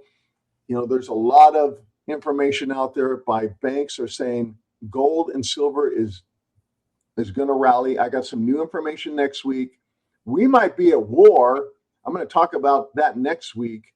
I'm going to speculate in our closing minute here. I don't think we're going to go to war here soon. I think they're going to wait till after the Olympics. I think they're going to do it on a weekend. There's a 90% chance on some surveys that we're going to war with Iran. I think it's going to happen not this weekend, but a weekend from now. And I think we're going to be talking about this, you know, in preparation next week. You're going to hear what happens to gold and silver and stocks when we go to war, the historical precedents. The bottom line is you're going to want to make sure you move some money ahead of time. I hope we don't go to war, but it looks like we certainly will, because the one thing that they won't agree on is uranium enrichment. Iran wants it. We don't. That's our red line, and that's where we're going to fight over that, I think, unfortunately. So call my company, learn about rolling over your 401k, your IRA, or buying over the counter, but buying this dip because nothing has changed. We're in a massive rally still in gold and silver. The numbers are evidence of that. All right, David Fisher, thank you so much for joining us here today. I'll give the phone numbers out. Make sure that you get one of the white papers that David has written called The Golden Era that has a silver lining. You need to read that. You need to read about BRICS. We've been talking about that for over a year. BRICS, the new financial system that could dethrone the U.S. dollar as a global reserve currency. You can get both of those white papers. A white paper means an information paper for you. And you can get that by calling the folks at Landmark Gold at 844-604-2575. That's 844-604-2575. Or just go on their website, Landmark Gold. That is one word, landmarkgold.com. David, thanks for another great day today. A lot of information packed in that, what we do, 20 minutes. Yeah, thanks for having me. There's a litany of information, unfortunately, out there, and we're going to talk more about it next week. Thanks for having me, Dave. All right, we'll talk to you next week. Dave Fisher here on the Dave Ellswick Show. This is Doc Washburn. Health insurance can be confusing, but I know someone who can help you. Tammy Chase owns an independent insurance agency, and she'll meet with you and explain everything in plain English. Whether you're under 65 or approaching Medicare age, Tammy can help you. She works with multiple companies to create a custom plan for you and your budget. She sticks with you from start to finish. Visit TammyChaseInsurance.com. Having someone local who cares makes all the difference. TammyChaseInsurance.com. This radio station is always on, but sometimes you need more content that you can take with you anywhere. That's why we invented the SalemPodcastNetwork.com. You'll find all the great hosts on this radio station, plus a few more, like Charlie Kirk, Dinesh D'Souza, Trish Regan, Jenna Ellis, and Dennis and Julie. There's literally no end to what we can teach you. It's like radio on demand, and just like radio, it's always on. Go find out what you're missing. Download the app, SalemPodcastNetwork.com. 101.1. The Answer. I'm Ference Toth, host of the Your Personal Bank Show. I use common sense as an entrepreneur, financial literacy educator, and speaker to understand how current events affect our money, our economy, and our freedom. Grow your money safely, reduce taxes, increase returns, and create positive arbitrage with your personal bank. Tune in to the Your Personal Bank Show, Saturdays at 1 p.m. or contact Ference at yourpersonalbank.com. The Your Personal Bank Show, Saturdays at 1 p.m. on 101.1 The Answer. Up in Your Business with Carrie McCoy, a production of flagandbanner.com. Through storytelling, conversational interviews, and Carrie's natural curiosity, this weekly radio show and podcast offers listeners an insider's view into the commonalities of entrepreneurs, athletes, medical professionals, politicians, and other successful people, all sharing their stories of success and the ups and downs of risk-taking. Up in Your Business with Carrie McCoy, Saturdays at 2 and Sundays at 10 on 101.1 The Answer. Hey, this is Doc Washburn. People often ask me, how do I get a hold of that doctor you talk about that adjusts people's atlases and helps folks with migraines, sinus problems, allergies, dizziness, vertigo, blood sugar issues, fibromyalgia, eczema, or psoriasis? I always tell them it's the Arkansas Upper Cervical Center. The consultation is free, and the website is turnmypoweron.com. Dr. J.R. Crabtree has helped my wife and me and literally hundreds of people who listen to my show. Turnmypoweron.com. You can watch the show right now. The Dave Ellswick Show is streaming live on Facebook. This is 101.1 The Answer. All right, back with you here on the Dave Ellswick Show. If I were you, I would go back and watch after it's been put back up in our different platforms, that last half hour again, and listen closely to what David's saying. He said he doesn't see war inevitable right now, but war is going to be inevitable here in a couple of weeks. You don't want to have all of your savings and things of that nature in paper money, in the stock market. You know, diversify. He never tells you to take your paper money, cash it all in, and put it all in precious gold, or precious silver, precious metals. That's not what he says. He says have a balanced approach, and you should check in with them and see exactly what it is that they want, what they're saying that you should do, because David's had his finger on the pulse of this for the last year. He's been watching this closely, and he's right a whole lot more than he's wrong as far as that's concerned. All right, let me go back here to his site. I got to get over to it and be able to give you what it is he's saying here. Okay, here's his phone number to call them if you want to invest in gold and silver. Again, I'm not telling you to put everything in that you got in paper into precious metals. He's not saying that either. He is saying get into precious metals to protect what you got in paper. The phone number is 844-604-2575. That's 844-604-2575, or visit them on their website, Landmark Gold. That's one word, landmarkgold.com. It just makes sense to take care of that. And as we're speaking, I had talked to Linda about moving some money around in a 401k that I had.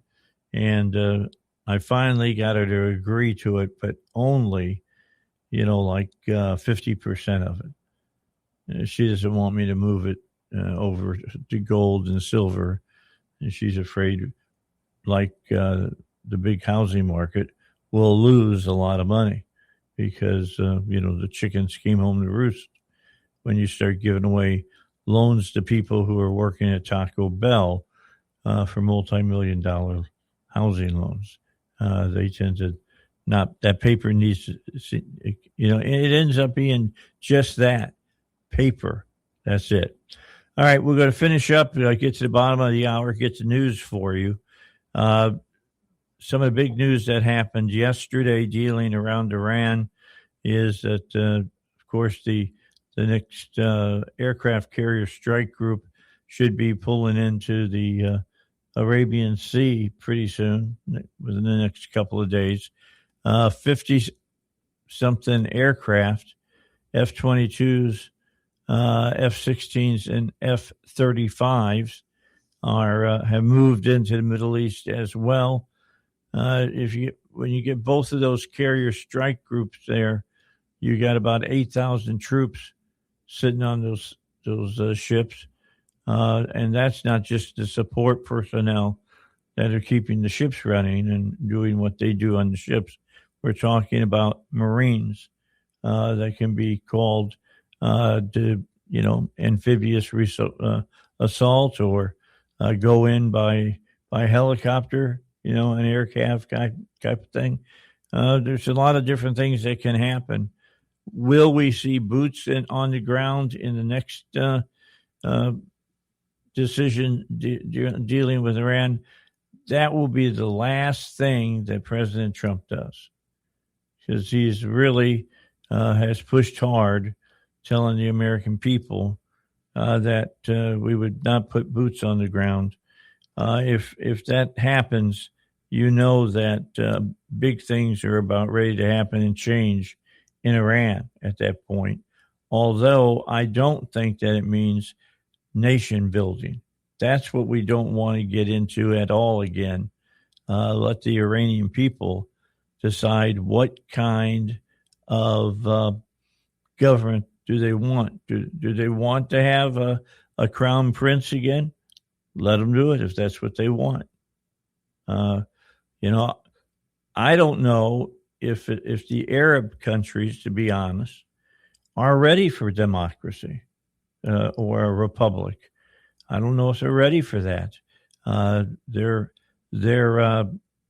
power structure is set up tribal still, and that's something to keep in mind. What we have may not work over there, but if we can get them from having Islam involved in their political system, we will take a big step forward in being able to deal with people that, it's about money and it's about growing your economy and things of that nature, and not about the women wearing burqas and stuff like that. So I'll keep that all in mind. All right, we got to get to the news. That's coming up in about 5 seconds. So stick around. I'll be right back after 5 minutes on the Dave Ellswick Show. With SRN News, I'm Rich Thomason in Washington. President Trump presides over today's first meeting of his Board of Peace, focusing on reconstruction and stabilization of war-battered Gaza. More than 24 countries have signed on to participate in the board. The president's chief White House spokeswoman says there are, in her words, many reasons and arguments that one could make for a strike against Iran.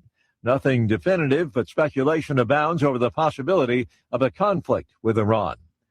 Havana and Moscow have ties that go back decades, and now communist Cuba is looking to Russia for oil to circumvent a U.S. blockade. Fierce winter weather has been preventing the recovery of the bodies of 8 backcountry skiers killed in an avalanche near Lake Tahoe in California. A 9th skier is still missing and is presumed dead. More details at srnnews.com.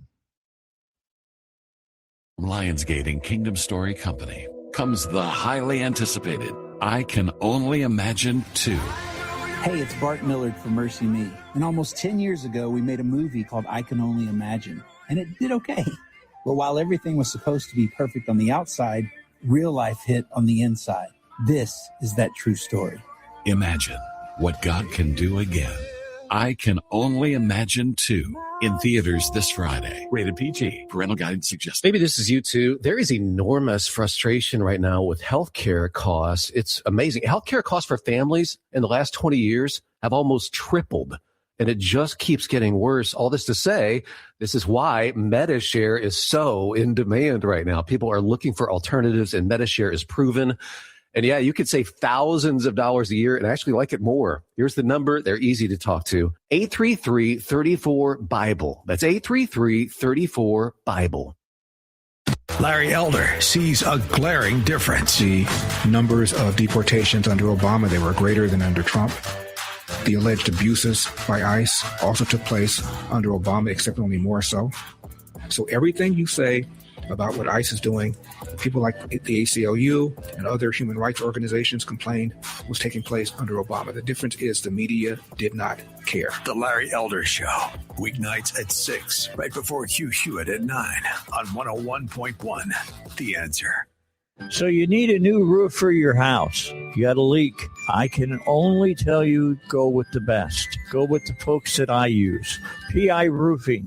PI Roofing will get your roof taken care of. They'll deal with the insurance people, the appraisers, and all that stuff. All you have to do is call them and ask them to help you. 501-707-3548 is the number to call so you can talk to the good folks at PI Roofing. Alex Marlowe explains the good news. We've got numbers that are just beyond belief here. The best core CPI since March 2021, which means we've erased the inflation from the Biden inflation, which is so great. Prices are down for used cars, gasoline, medicine, and electricity. And the market thinks this isn't just one good report, but a sign that inflation is low enough that the Fed can start cutting rates again, which is huge. The Alex Marlowe Show, weekday mornings at 11 on 101.1. The Answer. You can't escape a traffic jam. Know what else you can't escape? Seasonal allergies. And you might think you can avoid that coffee stain until... Oh, really? You can't escape a lot of things in life, but you can escape prediabetes. Go to doihaveprediabetes.org today. Brought to you by the Ad Council and the Centers for Disease Control and Prevention. Dave Ellswick is the conservative voice of Arkansas, and he's back. 101.1, The Answer. All right, back with you on the Dave Ellswick Show. I just sent Val a picture of our Pete and their Pete, showing a picture of Pete Hegseth as the Secretary of War, and then the other one of the former South Bend mayor, who is wearing a fake set of boobs and is, quote, breastfeeding a baby. It's disgusting. It's gross. It really is. It just tells me that the freaking Democrats are just living in this fantasy world that they've constructed. Oh, they're trying to make it where men can have babies. I'd love to see that happen. Yeah, I don't want to hear where they're going to exit from. There's no way that can work, though. Yeah. Your machinery doesn't work like ours does. It'll have to be cesarean, and it'll have to be timed exactly right. You know what I'm saying? For the baby doesn't suffocate, because there's no way. You can't have contractions. You don't have a uterus. Yeah. I have another meme here. It says, it's got a gentleman sitting in a chair next to him. Standing next to him is his daughter, who looks to be about 13 or 14 years old.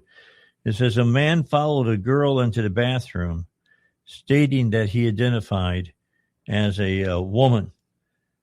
Quote, the man's teeth were knocked out by the girl's father, who identified as the tooth fairy. That's I mean, yeah. That's the truth. That is the way that it is. The libs of TikTok posted today a big story that has occurred. Did you see what went down in Kansas yesterday? Kansas. No, I did not. The state legislature voted overwhelmingly that only biological women can use the women's restroom, and only biological men can use the men's restroom. And then the governor, who is a Democrat, and how they elected a Democrat in Kansas, I'll never know, but they did. She vetoed the legislation. The legislature immediately went back into session and overrode her veto. So that is the law now in Kansas.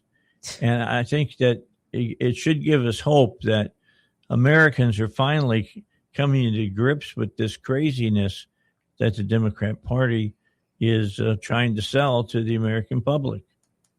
I saw I saw an argument today about it was from a Democrat saying, more people are voting Democrat now.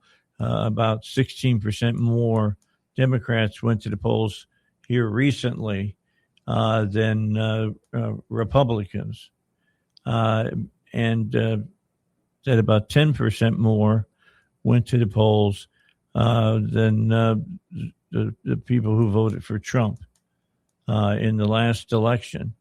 I'm just telling you, if you're talking about dog catcher and, county clerk and stuff like that, you might win some stuff there. But I am going to tell you that when the off-year elections come up, I do not believe that the Democrats are going to win back the House and win back the Senate. I don't see it happening. I don't think it. I think Americans are more happy with what the president has done than what the media wants you to think. The media wants you to think that Republicans and conservatives have turned on Trump on immigration. I don't see that happening. No. Well, and like I said, it's interesting because, I use the emoji polls.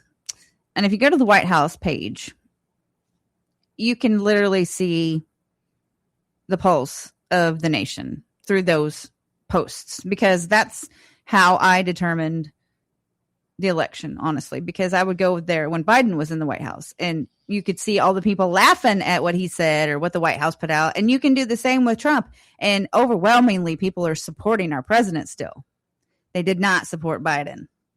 So anyone who tries to gaslight you and tell you that everyone is not on board with what Trump's doing, they're lying. They're lying, because those polls are incorrect. It's kind of interesting. I mean, they are trying to sell us a bill of goods that the Democrats are going to take back the House and Senate.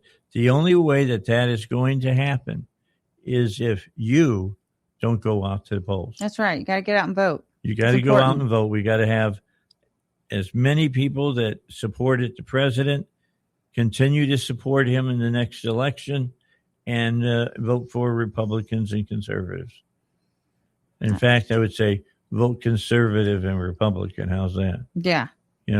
Make sure that the person you're voting has upheld what he wants to do, and he's told you he's going to do if he's elected into the House or into the Senate. And I just don't see him pulling it out in the House. Too close. It's too close for the Democrats. How are you seeing it? Well, I'm a little frustrated, honestly, myself. I'm a little frustrated with some of the media around here. There was a article in one of the papers that said that. Okay, one of the papers, is it the Demgas or was it? Actually, it's not a paper. It's one of the stations. I'm sorry. I apologize. Okay. But it was an online article. Okay. And one of the candidates, it said, did not return the answers. But yet that candidate was called during an event and given no time to respond, while Schaffner and Cotton got to respond. And Jeb Little got to respond. And no emails were sent to this person. It was Mike. They were called. Yes. I mean, it's really frustrating when you're lying about how you contacted someone and you really didn't. That's really frustrating. And I wasn't going to say who it was, but the article that came out yesterday was really, it makes her look bad. It made her look bad completely, because they called her while she was at an event and then published the story. Mm-hmm. But made themselves look like, oh, well, we reached out to her days ago. No emails, no nothing. Like they said. They didn't. Who was it?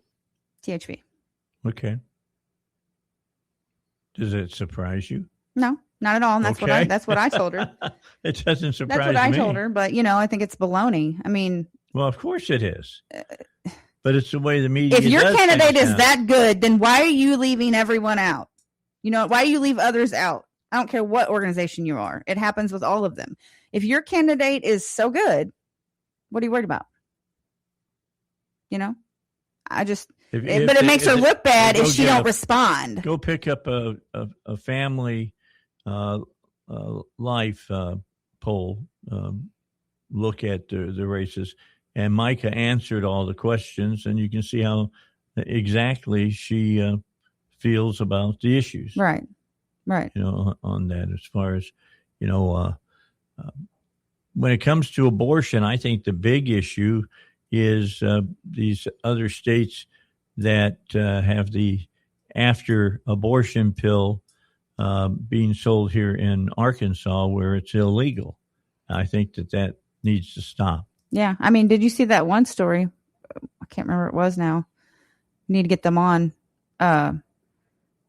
This woman gave her underage daughter a pill without her knowing it and gave her an abortion. That's crazy. She ordered it from California, and Newsom won't extradite the doctor that gave it to her. You know, first of all, you have to get an exam, a telehealth exam. So the daughter didn't get an exam, clearly. And no, Gavin Newsom won't extradite the doctor to the other state. Not. Yeah. Of course not. That's disgusting. The mother had no right to do that. But I have to be honest that this is something that has to be dealt with by the Federal Trade Commission. You know, they have to tell businesses that they can't sell a product that is illegal in another state to that across their borders to that state on the internet. And then especially give your daughter a forced abortion. Like, that's terrible. Well, that's a stupid mom. Yeah. You'll pay underage or not. She should have the right to make her own decision on that. She's going to pay for that for the rest of her life. Oh, she is. She's been indicted. You know, she'll be, you know, as far as giving her the pill, but the daughter will never forgive her. Oh, yeah. I mean, no way. For doing that. So, your mother will kill your child. Yeah. That's crazy. Yeah, that is really nuts, you know. I'll see if I can get them on to talk about that. Yeah, we should try to work that out. That would be a good thing. But, you know, whenever I was running for Justice of the Peace, like in 2014, the Demgas did the same kind of stuff to me. I literally answered them via email, and they literally twisted my words via email. How do you twist and made me look like an idiot? And I called them out on it. But, I mean, after it's in print, it's in print.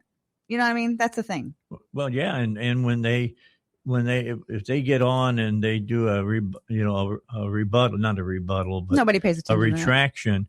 They don't put it on the front page. They put it like in the obituaries and stuff.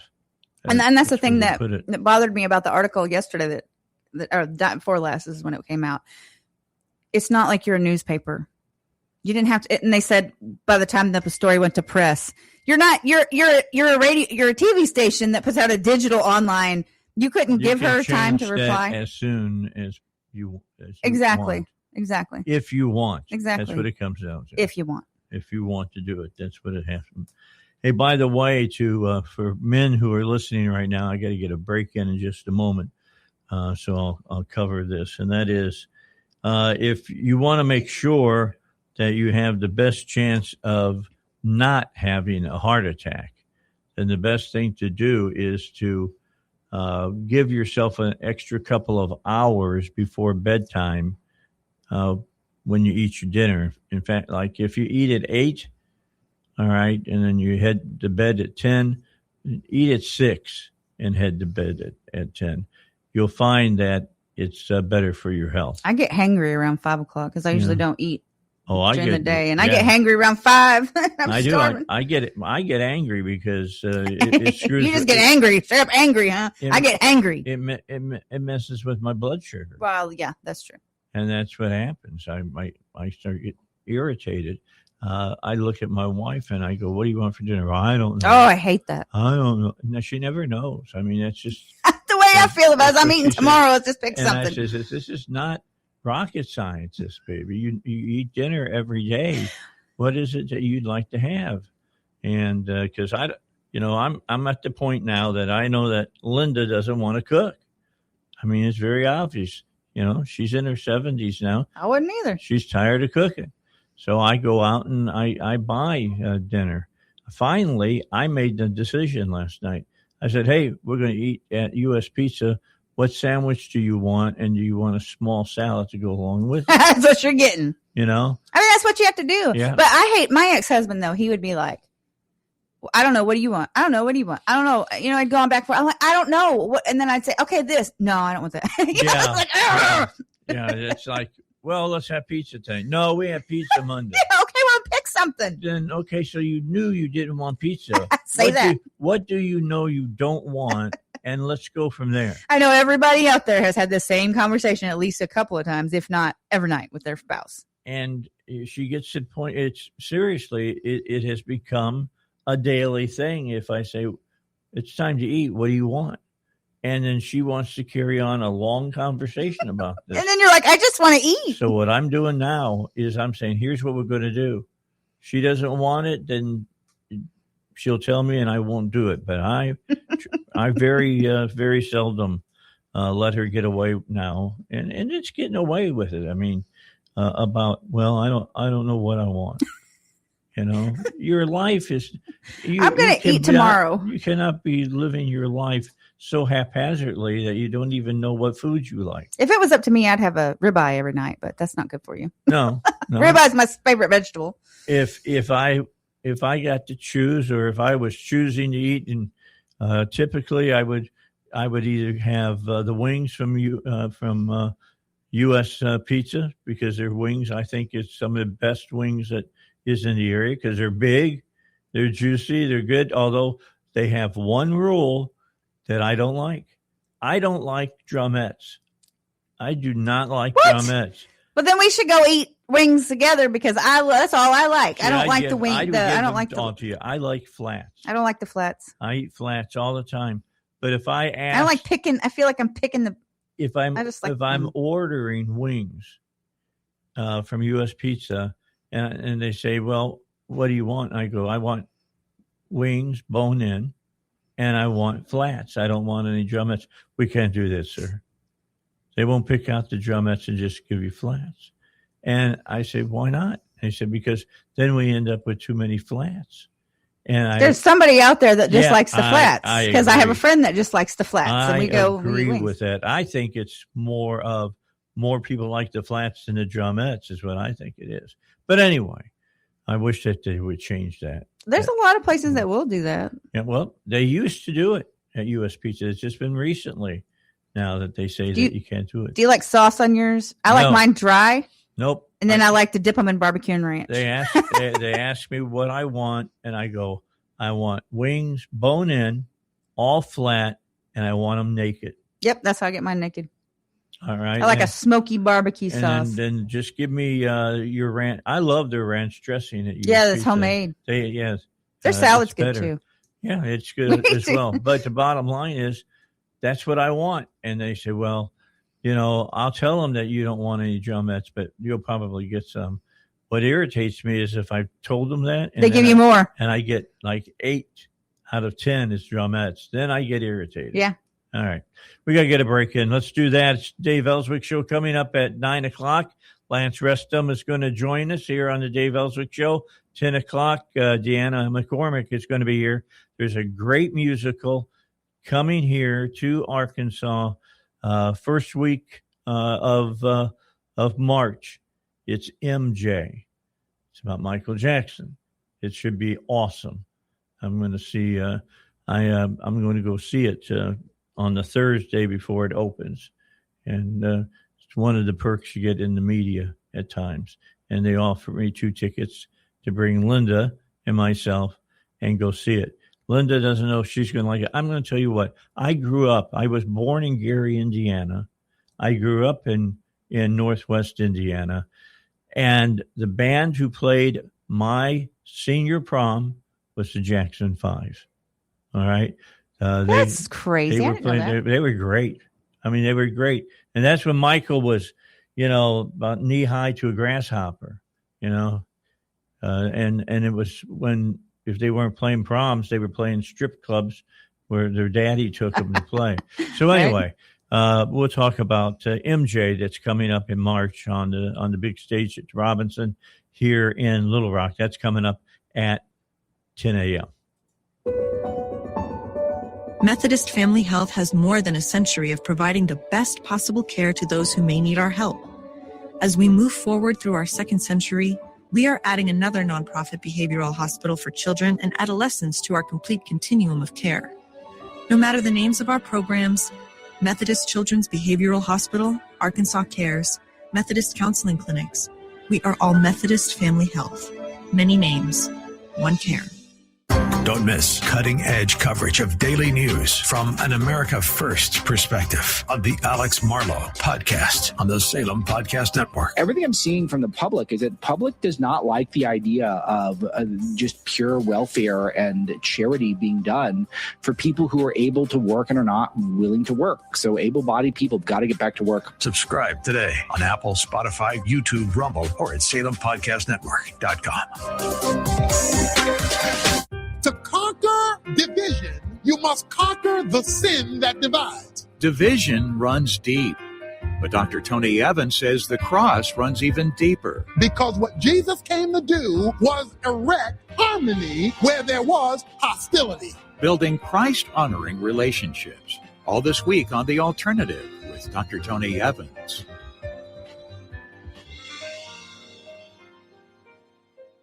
Chris DeGaulle is excited for the upcoming years. Isn't it refreshing to know that we have a bench of stars like we have in J.D. Vance and Marco Rubio? We don't all have to have this kind of monolithic approach to things. President Trump has built a team of people that are some of the most impressive individuals you will ever see on the global stage. Both are brilliant. The Chris DeGaulle Show, weekday mornings at 6, right before Dave Ellswick at 7 on 101.1 The Answer. Concerned about market risk? I'm Ference Toth, host of the Your Personal Bank Show. The S&P 500 valuations are higher than at any time ever recorded in stock market history. This includes 1929 and 1999. Annuities and Your Personal Bank offer unlimited upside with no downside risk. Tune in to the Your Personal Bank Show Saturdays at 1 p.m. or contact Ference at yourpersonalbank.com. The Your Personal Bank Show Saturdays at 1 p.m. on 101.1 The Answer. For decades, Dennis Prager shared his wisdom with listeners around the world through his lectures, courses, interviews, and debates. Now, for the first time, the collective wisdom of Dennis Prager is being made available as a podcast. Listen to Timeless Wisdom with Dennis Prager, with new episodes released for a limited time only as a podcast. Subscribe for free today at DennisPrager.com. That's Timeless Wisdom with Dennis Prager, exclusively at DennisPrager.com. Now, back to the Dave Ellswick Show, 101.1 The Answer. All right, so Val, have you heard the new thing for losing weight? Here recently, it's been that gelatin stuff. What gelatin? They make some kind of gelatin, and you eat it, and it helps you lose weight, they say. I ain't heard of that. They got a new one out, and Martha Stewart described her own diet as being filled with a lot more clean food than non-clean food. And you don't eat any bread or anything on the non-gluten diet. And they say by day 3, your brain fog lifts. I felt lighter physically, like my bloat was gone. My stomach wasn't distended anymore. I literally felt like a different person. Stewart describes her own diet as being filled with such clean food, appeared intrigued. This was on a podcast. After hearing Fisher's experience, which also included avoiding seed oils, and in other words, do olive oil instead of I always use olive oil. and the others. She said she was persuaded to try cutting out gluten herself, though she noted she eats maybe 2 pieces of bread a week. Yeah, I don't eat a lot of bread either. And I'm going to cut out gluten, Stewart said. And then the article here from these dietitians says, for those who may be interested in trying it, health experts say the answer depends on the individual. Well, of course it does. Even people who do not have celiac disease, that's an autoimmune Celiac, disorder, Many notice, they may notice symptoms from gluten, said Dr. Meena Malhotra, an obesity and internal medicine physician and founder of Heal and Cure Medical Wellness Center in Illinois. Rather than a black and white condition, gluten sensitivity exists on a spectrum. Some people may tolerate small amounts but feel bloated, foggy, or fatigued when they exceed their personal threshold. That said, there is no strong scientific evidence that a 3-day break for gluten improves gut health in people who tolerate it normally. When people report feeling better, the reason is often broader than gluten itself. So anyway, no gluten is the new silver bullet. I don't eat a lot of gluten. My problem is getting old and age. And what I find works, counting calories. Yeah. That's what I find I works. eat a lot of salads, but it don't matter. And I eat a lot of protein. Yeah. I eat a lot of chicken. Do you? See, I travel, when I drive by chicken farms, you can hear the chickens running in terror. Here comes Dave. They're afraid that I'm going to stop there and we're cows, not eat chickens. them. Get in my belly, Anyway. Maybe I need to start eating chicken wings. That's what they're saying. All right, Lance Rustum going to be with us. He's going to join us about 9:10 in the next hour. And then Deanna McCormick will be with us for the different shows that are coming into the stage downtown. Robinson. Yeah, the Robinson. Thank you. And the next one is going to be MJ about Michael Jordan. Michael Jordan. I was going to say, really? I might see it then. Yeah. No, we're talking about, of course, the great singer and dancer, Michael Jackson. All right, a break, and then I'll be back with you after the news on the Dave Ellswick Show.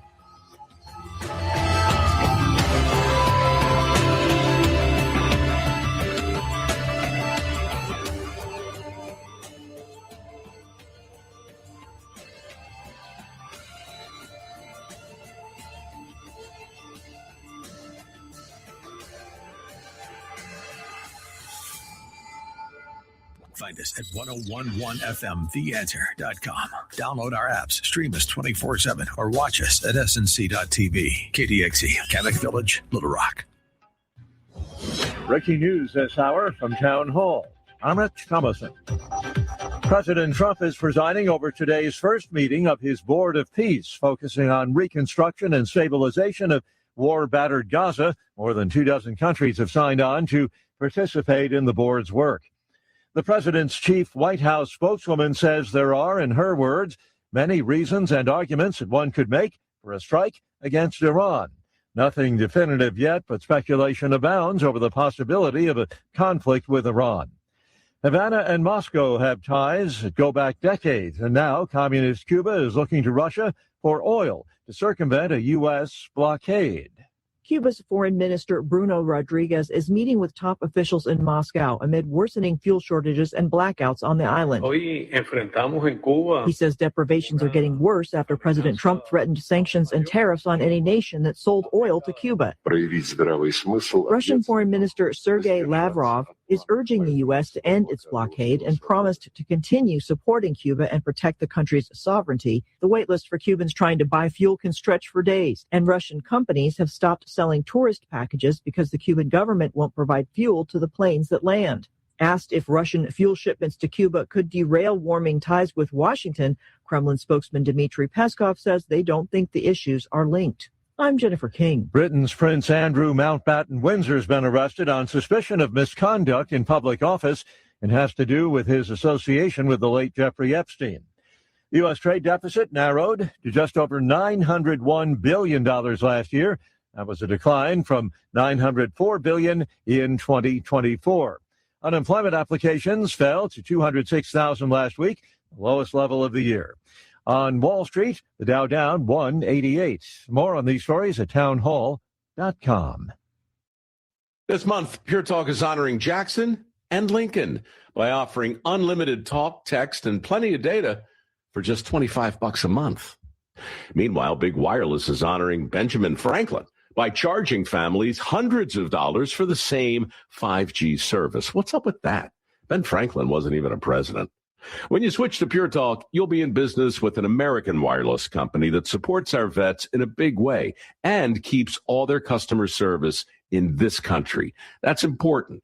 And you'll be on the same towers the big carriers use, so you'll get the same 5G service without the inflated price. So hang on to your Benjamins and switch to Pure Talk for a Jackson and a Lincoln. No contract, no hidden fees. Dial pound 250, say Mike Rowe, and you'll get 50% off your first month when you switch. That's pound 250, Mike Rowe, for an American wireless company that is truly unprecedented.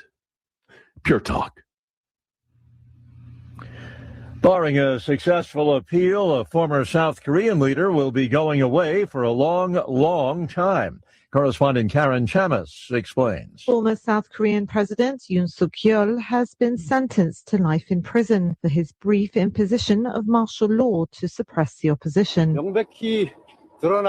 Yoon's lawyer, Yoon Kap-kyun, approached reporters outside the court after the sentencing and criticized Thursday's ruling. He said that the judge simply followed the conclusion predetermined by the special prosecutor. The judge at the Central District Court in Seoul found Yoon guilty of rebellion. He said by mobilizing military and police forces, he illegally attempted to seize the Liberal-led National Assembly, arrest politicians, and establish unchecked power for a considerable time. Yoon is likely to appeal the verdict. I'm Karen Shamas. News and analysis at townhall.com. A surprise participant in the action at the Winter Olympics. Now here's something not even Lassie nor Rin Tin Tin ever pulled off. As elite cross-country skiers pushed to the finish in the women's team sprint heats, a dog casually wandered onto the course and began to run with the athletes down the straightaway. Racers stayed focused on the job at hand as spectators cheered on the canine intruder before it also crossed the finish line and, of course, was quickly restrained by officials. The dog apparently slipped away from a local owner while out on a nearby walk. Jason Walker reporting. The Seattle Seahawks are going up for sale in accordance with the wishes of the late team owner Paul Allen. Allen's estate has started the process of selling the team, which is coming off its second Super Bowl victory in franchise history. More on these stories, townhall.com. Hey, this is Doc Washburn. I'm excited to be back on the air in Little Rock. I'm on 4 to 6 p.m. weekdays right here on 101.1 The Answer. And you never know who'll be calling in. I did not smoke cigars with that young woman, Miss Lewinsky. Not yet, Bill. The Doc Washburn Show returns to Little Rock, thanks to Tammy Chase Insurance, Arkansas Upper Cervical Center, and the Lord who opened the door. 4 to 6 p.m. weekdays on 101.1 The Answer.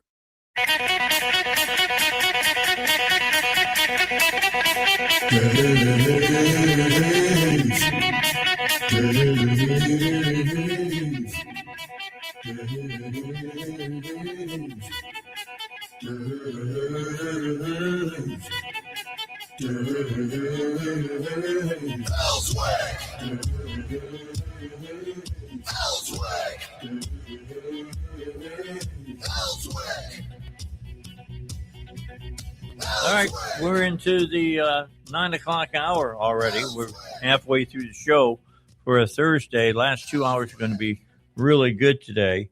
I've got Lance Reston coming in. He'll be here about 10 after and join us. And that last story is a good one that I can bring up about it. Just got from Lance. He says, I'm on my way. So he'll be here in a few moments. But you know that Lance works with the Travelers. The Travelers are the minor league ball club for the Seattle Mariners. And that's the team they were just talking about at the end of the news that is trying to be sold for Major League Baseball. So we'll have to ask Lance what he's hearing on that when he gets here on the Dave Ellswick Show. I know he's listening, so Lance, I'm giving you, the word that I'm going to ask about that today. If you got any information, be ready with it, brother. I'm going to throw a fastball right down the middle of the plate for you. So, who's on third? As far as we could play that again. I love that piece of comedy.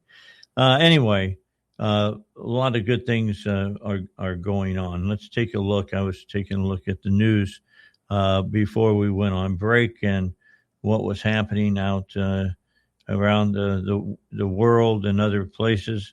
And Trump, as you have heard on the news, is now meeting with his new board of peace. And it's kind of like a cabinet-like meeting that he's going to have with international leaders and or their representatives. CNN reporting saying when President Trump convenes the inaugural meeting of his board of peace on Thursday, he's expected to run it like one of his cabinet meetings. That, according to a U.S. official. Instead of his cabinet officials, however, he'll be joined by representatives by countries like Qatar, Saudi Arabia, Egypt, Hungary, and even Belarus, which is a member of the board, despite being under U.S. and European sanctions for supporting Russia's war against Ukraine. However, several key allies are still staying away from membership. In addition to Trump, Secretary of State Marco Rubio, Trump's son-in-law Jared Kushner, U.S. Ambassador to the United Nations Mike Waltz, U.S. Special Envoy Steve Witkoff, former British Prime Minister Tony Blair, who sits on the executive committee for the board, and High Representative Nikolai Moldov, who serves as the key link between the board and the Palestinian Technocratic Committee, are all expected to speak along with other attendees, according to a senior U.S. official.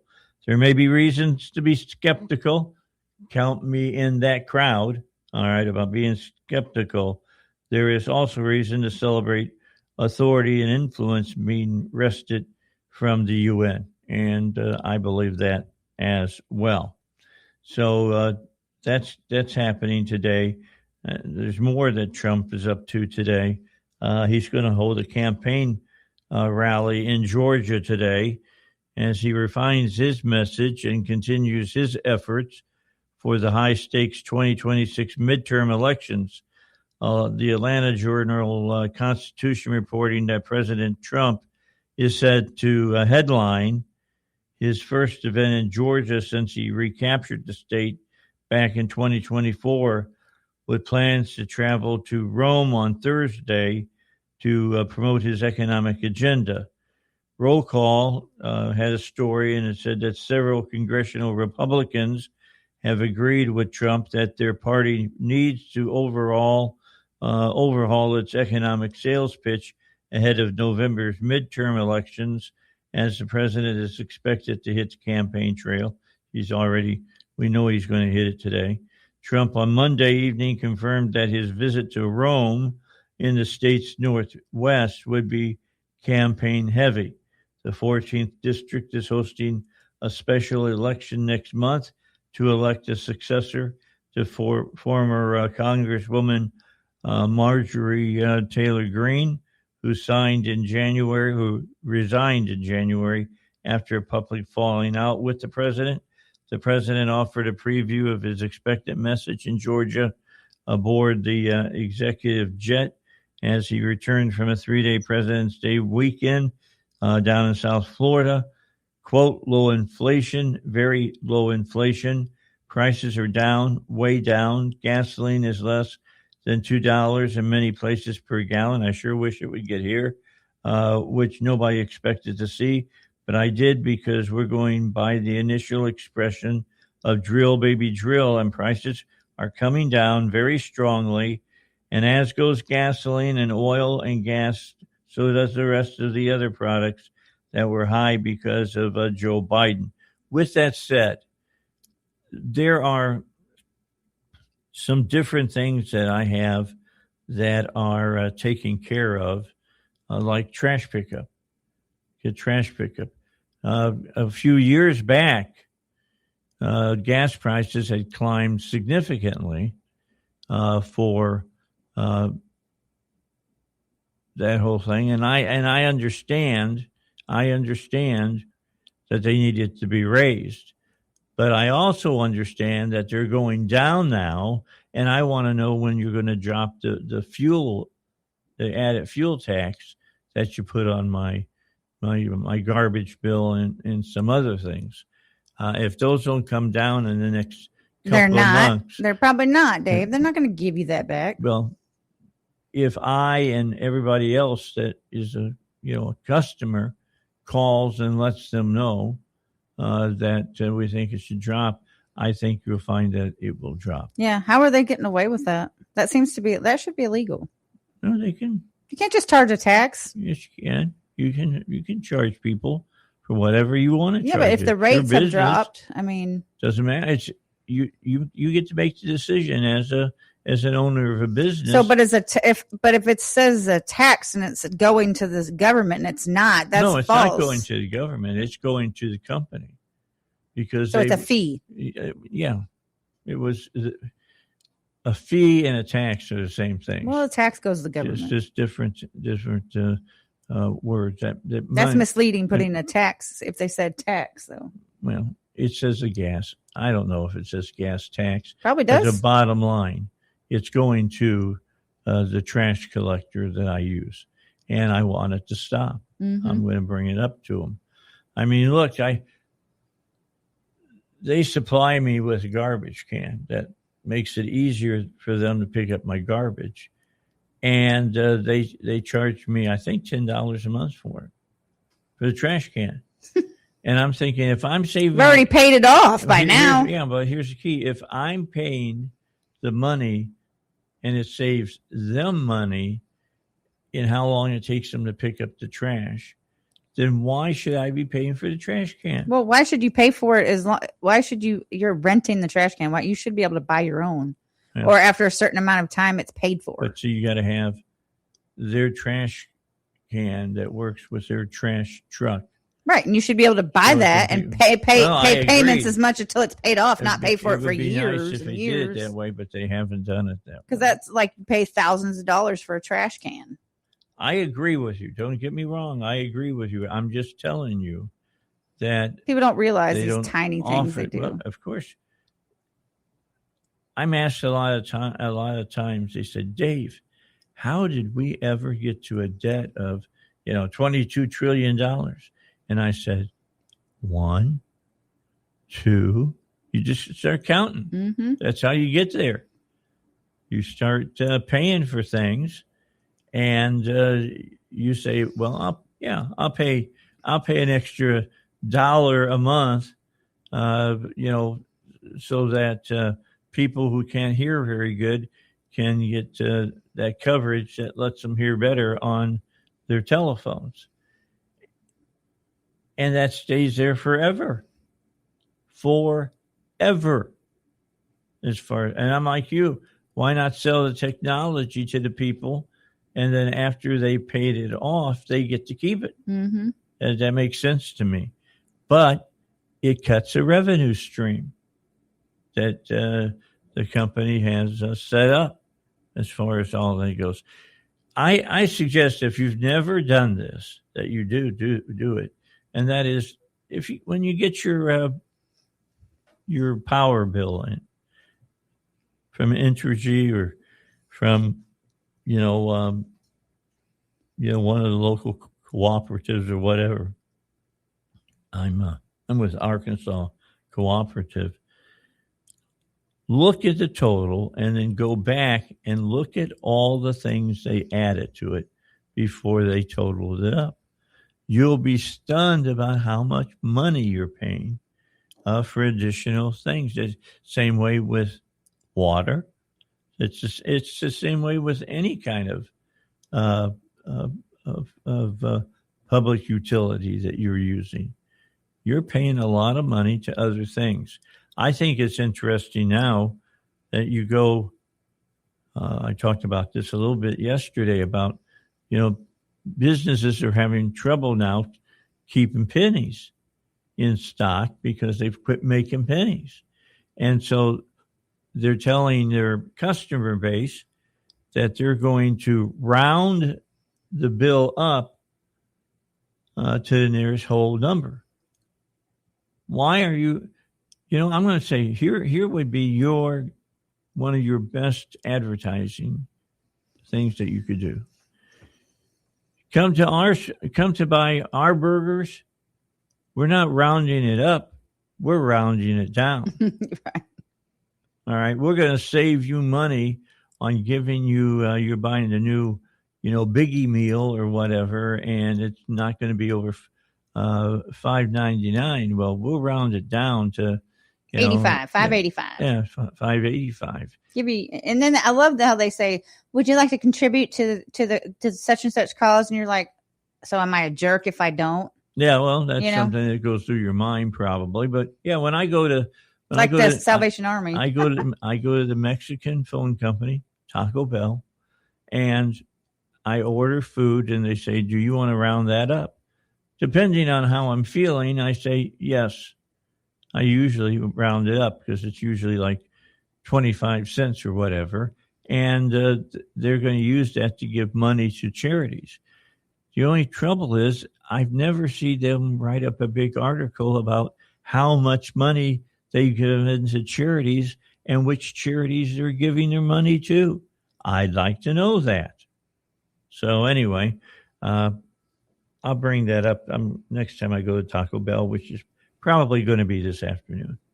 I may go have I don't know what I'll have. I'll have the $8 box. Taco Bell. Lux box. All right. So 9:19, that means we need to get our break in. Lance is on his way. He will join us in the studio when we come back here on the Dave Ellswick Show. Host of the Your Personal Bank Show. The S&P 500 valuations are higher than at any time ever recorded in stock market history. This includes 1929 and 1999. Annuities and Your Personal Bank offer unlimited upside with no downside risk. Tune in to the Your Personal Bank Show Saturdays at 1 p.m. or contact Ference at yourpersonalbank.com. The Your Personal Bank Show Saturdays at 1 p.m. on 101.1 The Answer. Hugh Hewitt isn't sure the president has a choice. Because I don't think the Iranians will capitulate. I mean, they could run. They could give up the missiles. I don't believe President Trump is going to get taken by these people. I think they flooded the zone, they being the Pentagon, with all the weapons of war to absolutely crush the regime. I don't think the president has a choice. The Hugh Hewitt Show. Afternoons at 2, right before Secular at 3 on 101.1. The Answer. Hi, this is Gordon Deal. Join me weekdays for This Morning, America's First News. Hear the stories you'll be talking about and searching for all day as we go beyond the headlines and above the chatter with your first look at breaking news, money, Washington politics, technology, entertainment, entrepreneurship, and sports. We explain why stories matter. That's why we are referred to as the most important and relevant radio program. Join us weekdays for This Morning, America's First News. Here at 101.1 The Answer, we've got a brand new studio phone number that makes it easier for you to connect with us. Whether you want to talk to Dave Ellswick, Doc Washburn, or any of our other local hosts, it's now easier than ever to let us know your thoughts. Just call 501-401-1011. 501-401-1011. One more time, 501-401-1011. The Dave Ellswick Show is back. 101.1. The Answer. I just got a text from Lance. Lance, we're not in the West Tower any longer. We are over here on Rodney Parham, next to Party Time, in the big building right next to Party Time, 11300 Rodney Parham. Come to the second floor, and come on back to the studio. I looked. I see. I sent you that information a few weeks ago, so you knew he went to the wrong spot. He's at the wrong studio. Oh, no. Yeah, he went to the studio, and studio ain't there anymore. It's empty there. So anyway, there you go, Lance. You need to come on over here, brother. You're welcome to be part of this show. No problem whatsoever. All right. Again, let me send him back this stuff. Let's see what we got here. He's not the first person to do that. Yeah, I know. Won't be the last. You were over there for so long. You can tell them that you've moved and they don't. Something doesn't connect. So I'm telling him again here. Come on over here, Lance. I'll have you on, and you can join me. So he's going to be with us. It's going to take him 10 minutes to get over here, I think. And he'll still have a good 30 minutes. Join us. Yeah, he'll still be with us for 30 minutes. Don't forget, we've got Dana McCormick coming in. The musical MJ is coming in basically the first week of March here to the Robinson. I'm going on, I think, on a Thursday night to go see it. And I'm looking for, I want to see somebody moonwalk. I love when they get out there and they start moonwalking around. That's great stuff to me. But to be honest, let's be honest here. Michael wasn't the first person who did the moonwalk. I mean, the person I remember first doing the moonwalk was James Brown. He was out. He used to look like he could glide across the floor. I just had the Eddie Murphy one. I'm going to get in the hot tub. Yeah. That's the first thing about James Brown that went through my head. He's great, man. James Brown was amazing on stage. He really was. And I saw him multiple times. I just loved to watch this guy perform. But then did I ever tell you about my Michael Jackson story in MTV? No. When I was in the Air Force, part of my gig was going out and interviewing people in the music business and things. And we were in New York City. And I called this brand new TV channel, MTV, and asked if I could come by and check out the studio and stuff. And they absolutely. And so I headed over to visit with them. And we were sitting and talking, and Martha Quinn and I were sitting old names right there and talking, and she kept saying, when you go out on tour with Bob Hope, I want to go with you. It was her joke that she was telling. And anyway, the producer came up to me and says, "Hey, Dave, come with me. I want to show you something." I said, "Sure." And I went upstairs into a studio, and he says, "I'm going to show you something that we haven't talked to our viewers about yet." And I said, "What?" And this is things were changing in music at that time. It was 1981. But if you were watching MTV at the first, it was basically all white bands. There wasn't any black bands on that they were doing. No. And he says to me, he says, we're gonna highlight our first black artist on MTV. And I said, "Well, great, about time, isn't it?" And he says, "Yeah." He says, "What do you think of Michael Jackson?" And of course, I went nuts. I mean, just like I was telling you, I grew up in the same area Michael Jackson did. I went to my senior prom, and Jackson 5 played there. And yeah, I'm all about the Michael Jackson. Well, they had a video that they were going to start the next day. And they were a little bit nervous about it. And he says, "I want you to watch it. Tell me what you think about it." He turns on Billie Jean. You've seen that video. Yeah. All right. I mean, that was the first video that MTV played for Michael Jackson. And he says, "What do you think?" I said, "I think if you don't play it, you're stupid." Yeah. You know, I mean, the whole thing with the hat and dancing down the street or down the sidewalk and all that was great stuff. Oh, yeah. And then Thriller came along. And then, well, that just tells you how touchy people were about what they were going to put on. I mean, hell, they were putting on pictures of almost totally naked women at that time with all the long hair bands that were playing at that time. You know what the first video ever played was?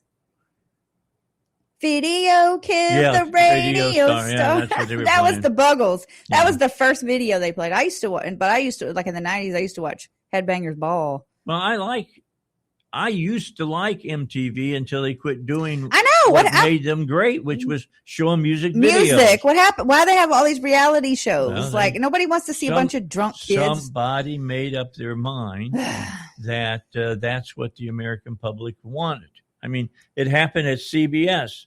Norman Lear came into CBS, and they got rid of Andy Griffith, and they got rid of Mayberry RFD and all of that other stuff, even though they were wholesome, very, very popular shows.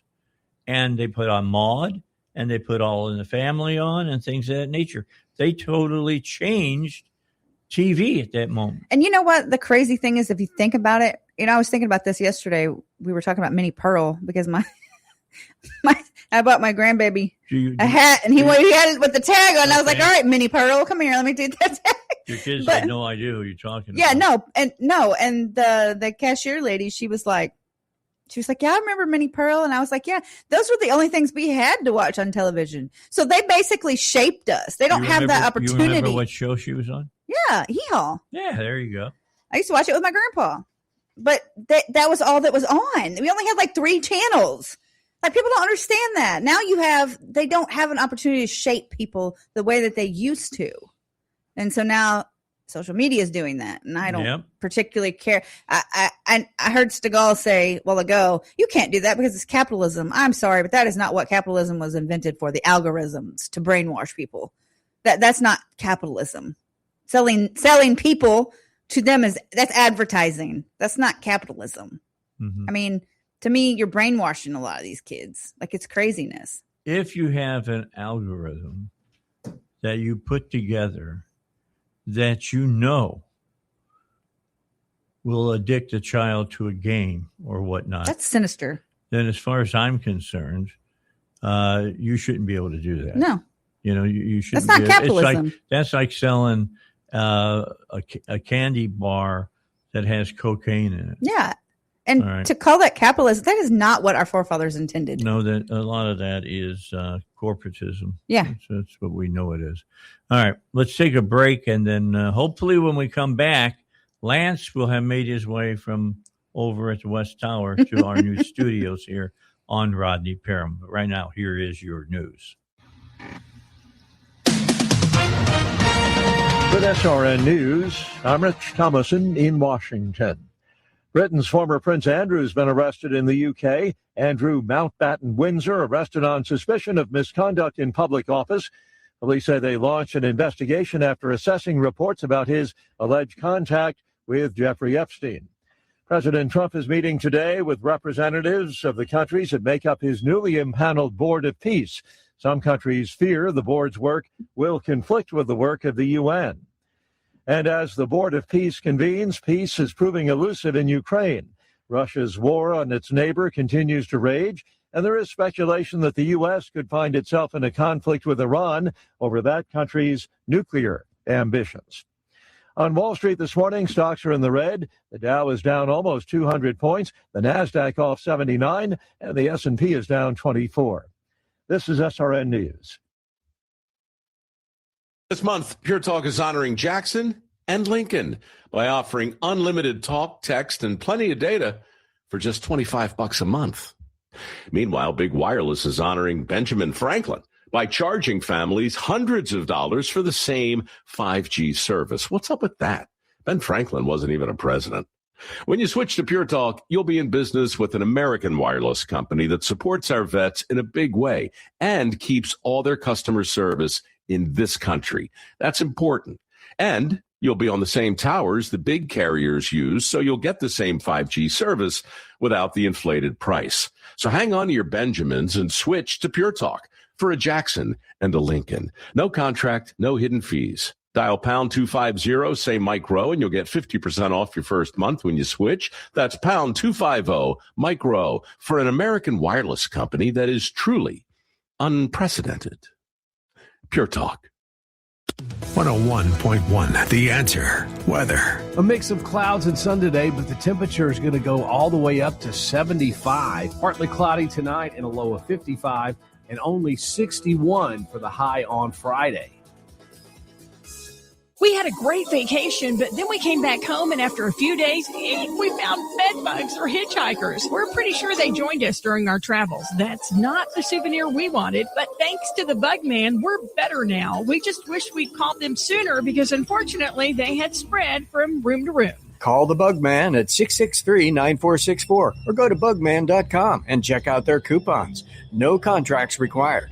The Bugman has been serving our community for 45 years. Call 663-9464. Hey, this is Doc Washburn. Health insurance can be confusing, but I know someone who can help you. Tammy Chase owns an independent insurance agency, and she'll meet with you and explain everything in plain English. Whether you're under 65 or approaching Medicare age, Tammy can help you. She works with multiple companies to create a custom plan for you and your budget. She sticks with you from start to finish. Visit TammyChaseInsurance.com. Having someone local who cares makes all the difference. TammyChaseInsurance.com. Mike Gallagher isn't sure about the coverage. If you think that the coverage has gone too far with Savannah Guthrie's mother, do you understand that there's a formula here? There is indeed a reason. For everybody who's saying they're turning away from Fox News, that's not the case. Apparently, people are watching. The Mike Gallagher Show, weeknights at 11 on 101.1. The Answer. 101.1 The Answer. Weather. A mix of clouds and sun today, but the temperature is going to go all the way up to 75. Partly cloudy tonight and a low of 55, and only 61 for the high on Friday. The conservative voice of Arkansas. The Dave Ellswick Show on 101.1 The Answer. And we're back on the Dave Ellswick Show. Dave is getting Mr. Rustin in the house. So he'll be right here. And we're going to talk to him about some Travelers baseball. 3 weeks. All right, Dave. Take it away. All right. We're here. We're back. Lance is here. Now, I'm going to tell you, if you've listened to my show the last 3 weeks, I've said that we're in new studios. Well, but see, I listen in the car. Which way? You got to go that way. Or, yeah, you're in. Check. How far that way you want him to go? Because his head's right in front of me then. Oh, goes. He wants you to go. She wants you to go that microphone. Sorry. Is that better? Oh, hey, guys. It's all TV. What Welcome. can I tell you?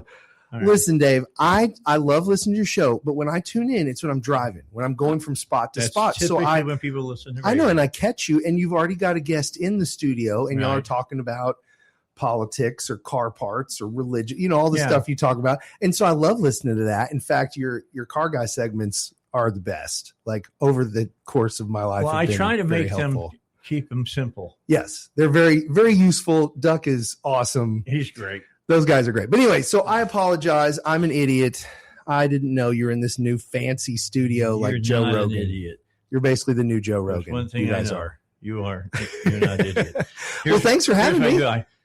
Were you listening to the show as you were driving? Yes, I was. Did you hear? I said what? You set me up. The first question that I'm going to ask you is, what's the stuff that somebody's trying to sell the Seattle Mariners? Well, I will tell you, when they called me to ask my approval. Yeah, I would hope so. No, I actually found out through the news, kind of like everyone else, but apparently the Seahawks and the Mariners are, all of Paul Allen's stuff is going away. Yeah, going to sell. But you know what? In my experience, that's not necessarily a bad thing. I can tell you, almost 2 years ago, the Travs were purchased by DBH. You know that. I know. And everyone was a little nervous, like, what's going to happen? But at the end of the day, new people are coming in. Yes. And these people don't know us, and they're not from around here, and they don't know our culture. And then all of a sudden they show up and they're like, hey, we want to help. We want to help. And so I'm hopeful that whatever happens with the Mariners and the Seahawks, both teams have played amazingly well. I want you to think about this. The Mariners almost went to the series. Yep. All right. The Seahawks went to the Super Bowl and they won it. Yep. That's amazing ending for that owner. Oh, absolutely. Because he checked out too. Right. And you're selling at the top of your game when you got the most valuable product. So the family has a pretty good thing going there. Oh, yeah. They don't want to keep it, though. They're not interested in running it. You know, the way sports has changed, and, you know, that's kind of the theme of my job is how youth sports has affected professional sports and how the landscape of sports has changed. I've told you that, you know, last year, over 46% of all professional baseball teams in America, the baseball team, the players were not born in America. That's right. And that trend is 100% skill based, right? We want the best baseball players to give. And so there's been a transition in baseball and a lot of sports, and for the good in a lot of ways, but also, you know, my pitch in that is helping the kids in our community and doing something, you know, to foster youth sports locally. Bottom line, as far as minor league baseball goes, the players are making pretty good bank now. Yeah. Well, and the facilities, due to the PDL that passed, like facilities are up. I mean, we have the most beautiful grass. We got the best facilities. Our batting cage is amazing. And that's all because of the rule changes. Right. So, you know, you can hem and haw, and ultimately, I will say there's 40 plus cities across the country that lost their teams. Mm-hmm. You know, there's hundreds of players that have, you know, gone out of the minor league system and didn't get cut. But the byproduct is that the players that are in are better. You got a much higher quality of dudes getting drafted. Right. The play overall is better. And you know what evolved out of that? Banana ball. You know what else evolved out of that? NIL money. I love banana ball. Yes. I love it. Yes. And that was a direct evolution of the surge of professional quality players that didn't have a professional team to play. So you threw banana ball out there. What is that a hint? Have you heard of banana ball? Yes, I watched banana ball. So for those of you who don't know, they're going to be here in. Oh yeah, they're going to be at our right? Arkansas. They're playing at our ballpark on the 14th and 15th of next month. Yeah, I gotta go. Yeah, you and everybody else. Can I get a press pass? I know a guy. They said they sold out. I got into the drawing and they said, it was no nuts. more tickets. Yeah, you have to like get in 100 days or so before do the drawing to even buy a ticket. The Cliff Notes version is it's a cultural thing. Yeah, right. Yeah. But it's awesome. They sell so many tickets that they could easily raise their price to $300-400 a ticket and still sell out. But he said he wasn't going to. That's not what their motto is. That's right. They want to make it affordable. So if you did win the lottery, if you put your name in the hat and you did get the opportunity to buy tickets, they were only $35. Right. Yeah. So they weren't like ridiculously expensive. I didn't win, just like I won't win Mega Millions tonight. You know what? That's not God's plan for you, Dave. That's not God's plan. You're needed here on the radio, Dave. Right. If you won that money, it would destroy you. You just live in your leisure suit all the time. Flowery shirts. Probably buy a radio station. I become Prince Andrew. No, I'm just You just got arrested. Are you saying you're going to jail? Press the dump button on that one. Right. It was definitely a good thing. And so I think I'm excited about the banana ball people coming. You know, we've been trying to get them for years, and it was just prohibitively expensive. And the truth is now the actual bananas, they only play in Major League stadiums. Yeah. Like we're going to have the firefighters and the coconuts, and it'll be the same players. But, you know, those players, and it's kind of where I was going, those players are getting paid well. Yeah. Right? They're getting great salaries. They're getting great fun jobs. I love watching their clips and their reels where they're doing their little dances. It's so cool. And they're celebrities. Oh, yeah. Like they have followings and baseball cards and like. Just like like baseball. Yes. Well, see, the key of it is that just playing baseball is not enough. No, it's you kind of got to boring. be able to sing. Well, and I'll tell you, dance. There was two evolutionary things that happened. One, as Major League Baseball wanted their program to become more major league, right? They wanted all the minors to mirror the majors as much as possible, including in-game. And now you've seen pitch clocks, right? Soon you're going to see the extra innings batter start on second base. They've already done that. Yeah, you've seen all these things that were in the minors and now moved up to the majors. Soon computers are going to call balls and strikes. I can tell you. I was talking about that last Friday. There is already a computer at our ballpark that does that. So, I mean, the umpire still ultimately makes a decision, but there's already a computer at Dickey Stevens Ballpark that tells you precisely to the hair whether it's a strike or a ball. That's interesting. Yeah, because I mean, you have all this technology why wouldn't you use it anymore? Oh, Then we you do. can't say the umpires for this team or that team. Well, my prediction, now this is Lance-Stradamus. I don't actually have a, but I think I'm putting that under your name, Lance-Stradamus. Lance-Stradamus. But I think what's going to happen is you're going to see umpires have some kind of digital thing on their arm, right, or their wrist. What the pitchers have but it'll be a pitches. screen, and it'll give them the exact pitch location. Because right now, currently, we have a system installed in our ballpark called Hawkeye, and it is a almost $1 million system. We don't own it; the Mariners pay for it, right? But it creates a 3D model of every pitch thrown down to the millimeter, even the rotation, spin rate, velocity, exit velocity, all those things are measured by this thing down to the millimeter, including the pitcher's motion of their arm, the inflection, the angles, everything, right down to the millimeter. So the data is there. It could be offered up to the umpire, and I think that's what's going to happen. It's going to be on your wrist. He'll see it, and if he has a question, if it looked a little bit, if he can just look down, that was a ball. That's a ball. Or that was a strike. You wonder why we have such expensive equipment. And the reason is because these players are now assets. Just like you talked about, the salaries have gone up in the minor league level. And so now at the minor league level, you're making $100,000 bonuses, some of them over $1 million signing bonuses. Now is not really uncommon, where it used to be super rare back in 2009 and 2010, like Mike Trout got 1.1 million, like that was rare, right? Now it's a lot more common because you're an asset. And you know what? Let's say, Dave, you look like you would be a great pitcher, right? Let's say Dave gets out there and he's 24 years old and you're starting pitcher for the game and you're in the minor league. You just got drafted by the Mariners. We give you $600,000 signing bonus. You're a stud, right? Now you got a little twinge in your arm. Yeah. Are you going to say, hey, coach, can you pull me out of the game? I don't want to pitch and risk hurting my arm. Or are you going to rub some icy hot on it and throw the ball? A few years back, you would put the icy hot on and throw the ball. All right, because that's what you were paid to do. The difference is that's not your choice anymore. Now you're an asset for the team, and if you injure your arm, they've wasted $600,000 on you or more. So you're going to sit it out, right? And so many times, and you'll see this if you come to a Travs game and you're watching our pitcher or the visiting team pitcher pitch, and they're on fire. They've struck out the last 3 batters, and they get pulled out. And you're thinking because they had a pitch count put on them. A pitch count or a potential injury. I mean, this system is so precise, Dave, this computer system, Hawkeye, it can tell the difference in millimeters and feet per second. So your curveball normally curves 12, 14 inches at 80 plus miles an hour. Mm-hmm. Well, if you throw 3 in a row that are 12 inches or 10 inches at 74, that's something's wrong. That's imperceptible to the human eye, but the computer will flag it and pull you out of the game. That's crazy. That's crazy. That's interesting. Mm-hmm. It's a lot. All right. So let me ask this question. I'm going to move you out of professional ball for a moment. College ball. Yep. NIL. Mm-hmm. Is it going to destroy college athletics?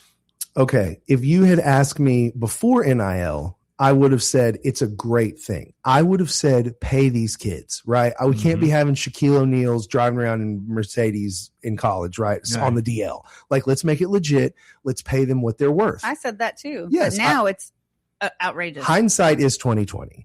And in hindsight, I think that it was not well thought out. My fix, right, if I was going to fix it, is I would put that money in a trust for the kid that they don't have access to, or they have a minimal, $50,000 a year is the max that they can get out of it, or it pays for their school, or, something that's run through the school. Because what's happening is you can't trust a 16, 17, 18, 19-year-old kid with money. You just can't. You can't. I mean, go read the MC Hammer story, right? Like, it'll depress you. But and what happens whenever we were talking about this last week, when they get this money and they decide they want to transfer, that money is theirs. That's the problem. They don't have to give it back.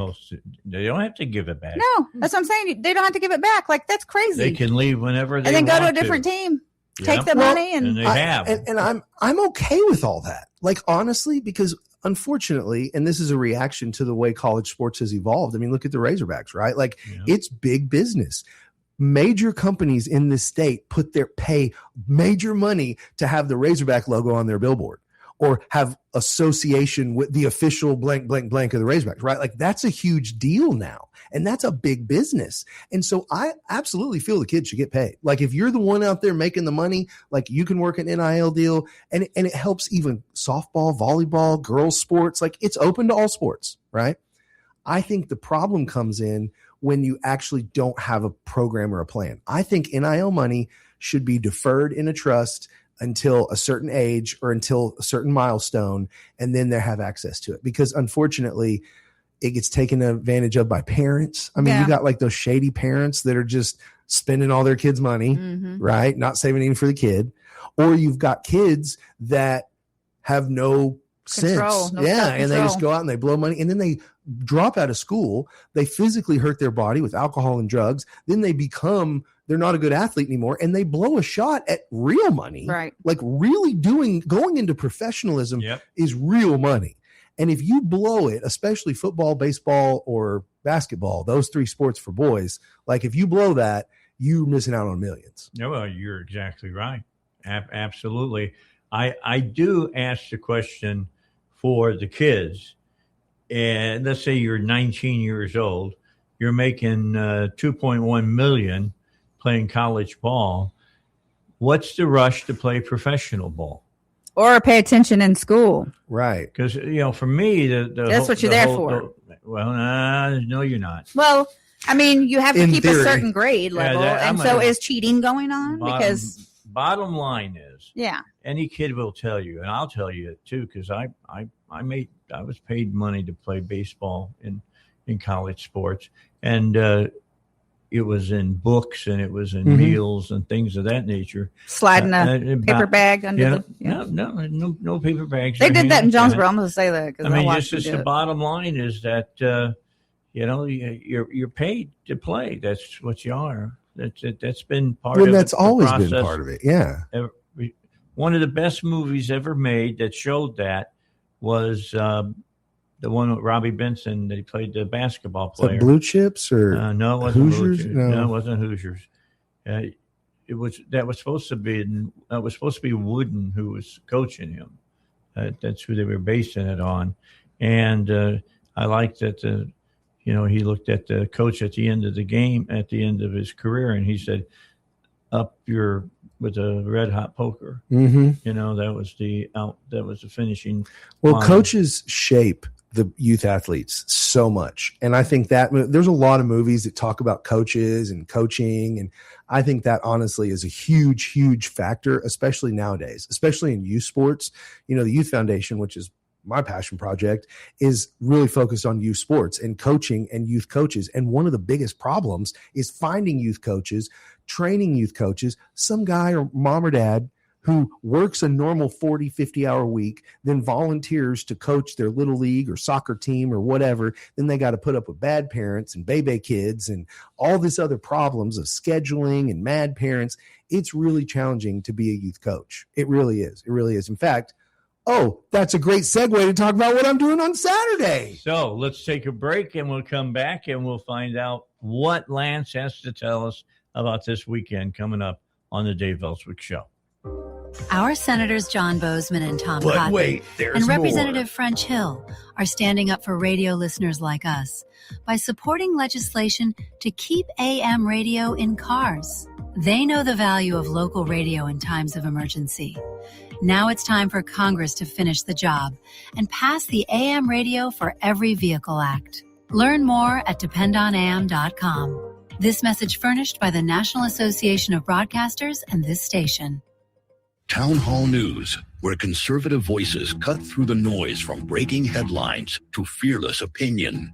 We report what matters without apology. Written by people who actually believe what you believe. Town Hall tells the stories the corporate press buries, from President Trump to Capitol Hill, from pivotal elections to your everyday lives. Join the movement at townhall.com. Real stories, real reporters, real conservative media. The Secular Crew sees some big talk. Iran negotiations, which are currently underway. At the same time, President Trump has made some pretty bold statements. So has the Ayatollah. This is a statement that came from the Ayatollah. It said the U.S. president says their army is the world's strongest, but the strongest army in the world can sometimes be slapped so hard it cannot get up. Secular, afternoons at 3 on 101.1. The Answer.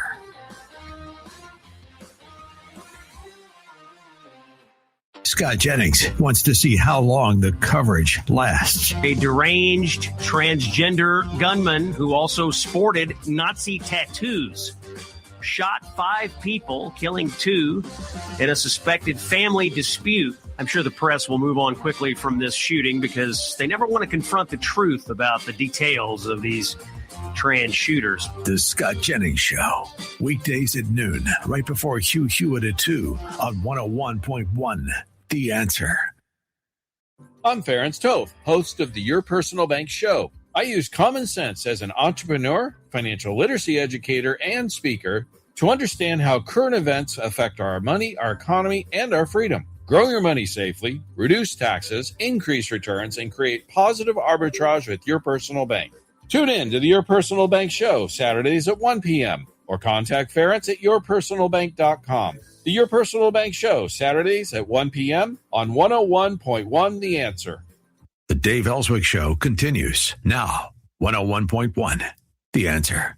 All right, back with you here on the Dave Ellswick Show. We were just talking about shows on television.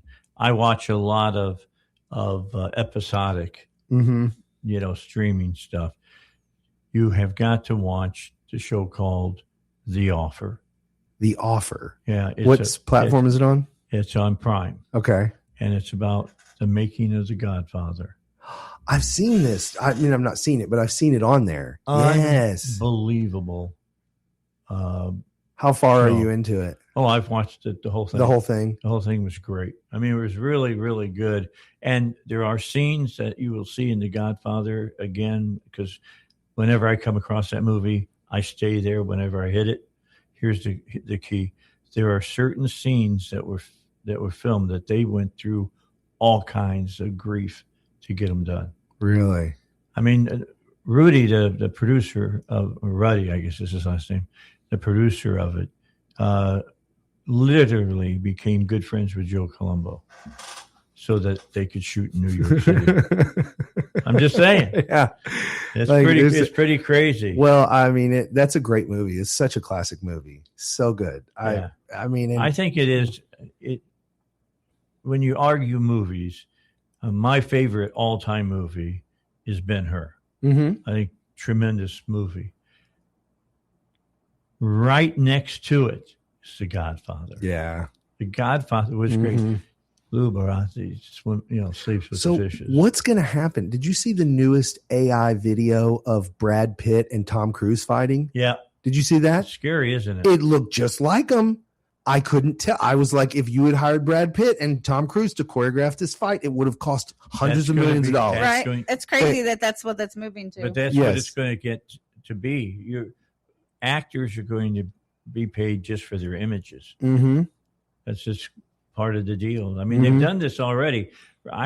Who was it that they put in a movie? Jeff Bridges. Jeff Bridges and sold his likeness and image to Disney for Tron. That movie, like Tron, the dude, right? The dude sold his identity to Disney to make a digital version of him, so that he has a digital. They can cast him in movies. Yep. They can put Jeff Bridges' digital version. Yeah. Is it Jeff Bridges? Yeah, Jeff Bridges, right? In digital movies forever. Yeah.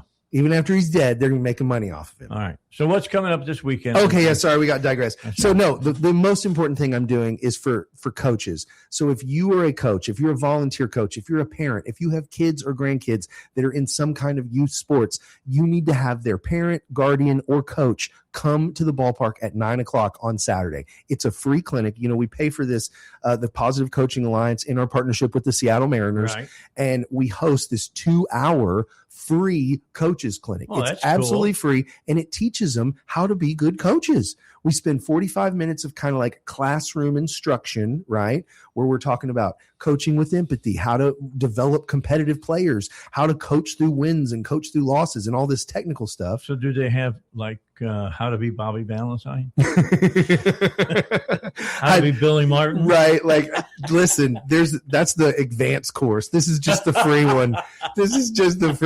But no, it's a great introductory. Like, it really, volunteer coaches, like, this gives you the skills you need to make better youth athletes. And the problem is when you're a volunteer coach, it's a hard gig. Like, you got to be passionate. Yeah. Because if you don't like what you're doing, getting yelled at by parents and hustling to make your off time work and spend your own money to buy equipment and cones and all this other stuff, like, trust me, it is not, you got to be passionate. And so that's what we're doing. You can register. It's a free class. Register at our Facebook page or go online, travs.com, youthfoundation.com. We'll find it and you can register. But even if you just show up, you can still participate. If you register, though, you'll have 365 digital access to their coaching resources. Wow. Tips, clinics, evaluations, parent evaluations, player forums. It's really useful. This will be the biggest thing to do for coaches all year. There is an art form to kicking dirt on an umpire. Ask Philip Wellman. Remember, you know who that is? The grenade guy? Yeah. Google Philip. He used to be a coach for the Travelers. He used to be our manager. He did the Army crawl. Right. He took the rosin bag and chunked it like a grenade at the umpire. And best umpire fight ever, Philip Wellman. Google it. I have to watch that. I would get a big kick out of it. It's good time. Because I have seen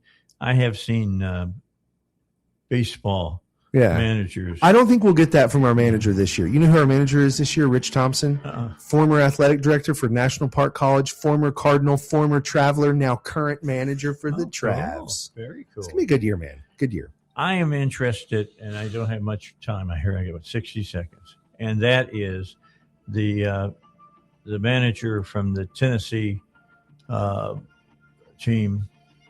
baseball team going in and doing major league in the as far as the Giants are concerned. I want to see how well he does. It's going to be a good year. It's going to be a good year for baseball. A different year for him. That's right. I'll tell you that. Well, I'm going to let you go. Thank you so much for having me. Yeah, join us on Saturday. I'll have you back in next week, and you'll know exactly where to go. At this time, I know. All right, let's take a break. Deanna McCormick is next. MJ is coming to the Robinson.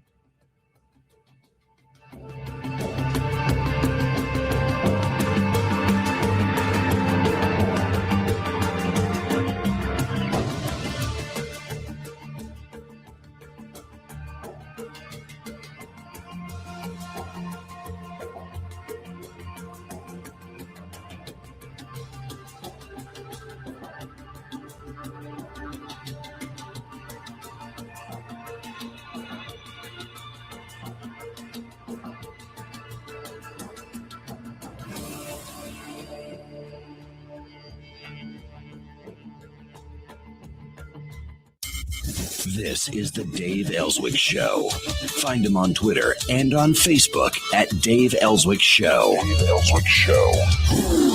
Find us at 1015fmtheanswer.com. Download our apps, stream us 24/7, or watch us at snc.tv. KDXE, Kamek Village, Little Rock. Breaking news this hour from Town Hall. I'm Rich Thomason. President Trump is presiding over a meeting of like-minded leaders. What we're doing is very simple. Peace. It's called the border peace, and it's all about an easy word to say, but a hard word to produce. Peace. But we're going to produce it. This peace is proving elusive in Ukraine. Russia's war on its neighbor continues to rage, and there is speculation the U.S. could find itself in a conflict with Iran over that country's nuclear ambitions. Government's out with a couple of upbeat economic reports. The first comes from the Labor Department, as the number of Americans filing for jobless aid last week was lower by 23,000 from the previous week down to 206,000. That was significantly less than the 225,000 forecasted by analysts at FactSet. Second, the Commerce Department reports the U.S. trade deficit was less in 2025 to just over $901 billion, down $3 billion year over year. George Williams, Washington. Britain's former Prince Andrew has been arrested in the UK. Andrew Mountbatten Windsor arrested on suspicion of misconduct in public office. Police say they launched the investigation after assessing reports about his alleged ties to Jeffrey Epstein. Former South Korean President Yoon sentenced to life in prison for his arbitrary imposition of martial law. Yoon defended his martial law decree as necessary to stop liberals, whom he described as anti-state forces, from obstructing his agenda with their legislative majority. The decree lasted about 6 hours before being lifted after lawmakers managed to break through a military blockade and voted unanimously to lift the measure. Correspondent Luke Garrett says Yoon's lawyers are preparing to appeal the verdict and the sentence. On Wall Street, the Dow down 144 points, while the Nasdaq is off 23 points. More on these stories at townhall.com. Hi, it's Mike Gallagher. A lot of us are thinking about taxes, home projects we've been putting off, ways to get ahead financially in 2026. Now's the perfect time to talk to my friends at Fellowship Home Loans. If you want to lower your mortgage payment, they can help you refinance. If you need access to cash for home improvements or to wipe out high-interest debt, their fixed-rate line of credit is one of the best tools out there. Fast approval, predictable rate, and flexibility to use your home's equity wisely. Remember, many people still qualify to skip their next 2 mortgage payments. Imagine starting big projects or paying down debt with 2 months of breathing room. My family and I have used Fellowship personally. I trust these guys. Take control of 2026. Go to fellowshiphomeloans.com/Mike G. fellowshiphomeloans.com/Mike G. fellowshiphomeloans.com/Mike G, or call 800-510-MIKE. That's 800-510-6453. Fellowship Home Loans, mortgage lending by the book. Nationwide Mortgage Bankers, DBA Fellowship Home Loans, Equal Housing Lender, NMLS number 819382. The fallout over Jeffrey Epstein continues as officials in France widen their search for potential crime. In an interview for France Info, Laure Bécaud, head of the Paris prosecutor's office, says one case covers sex abuse crimes, including human trafficking, and the other case focuses on financial wrongdoing. Bécaud is calling on possible victims and witnesses to come forward and says they will use newly released information to build a broader picture. She says older files will also be reviewed in light of new revelations. One such probe into modeling agent Jean-Luc Brunel, a friend of Epstein who was accused of rape and trafficking minors, was closed in 2022 after Brunel was found dead in his jail cell. I'm Jennifer King. UN-backed investigators say Sudan's Rapid Support Forces have carried out a campaign that shows hallmarks of genocide against non-Arab communities. The fact-finding mission says the group inflicted mass killings and starvation-like siege conditions. Townhall.com. The grandson of the inventor of the Reese's Peanut Butter Cup is lashing out at Hershey. 70-year-old Brad Reese is accusing the candy company of hurting the Reese's brand by shifting to cheaper ingredients in many products. Hershey acknowledges some recipe changes, but said on Wednesday that it's trying to meet consumer demand for innovation.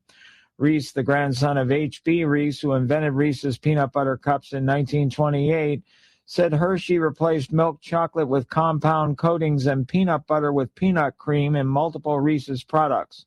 High cocoa prices led some candy manufacturers to experiment with using less chocolate in recent years. Keith Peters, Washington. President Trump visits Georgia later today, a trip that the White House says will focus on the economy, affordability, the watchword. The president's trip comes ahead of the high-stakes midterm elections. More on these stories, townhall.com. 101.1 The Answer. Weather. A mix of clouds and sun today, but the temperature is going to go all the way up to 75. Partly cloudy tonight and a low of 55, and only 61 for the high on Friday. RedState.com captures the pulse of grassroots conservatism. Red State staff of contributors are on top of breaking news with stories and analysis that challenge the established agenda. RedState.com educates, motivates, and activates passionate conservatives across America, arming them with the facts that put them ahead of the political curve. No wonder RedState.com is a must-read for elected officials and for citizens who want to make their vote count. RedState.com is the place where influence meets action. Log on to RedState.com today. 101.1 The Answer. Weather. A mix of clouds and sun today, but the temperature is going to go all the way up to 75. Partly cloudy tonight and a low of 55, and only 61 for the high on Friday.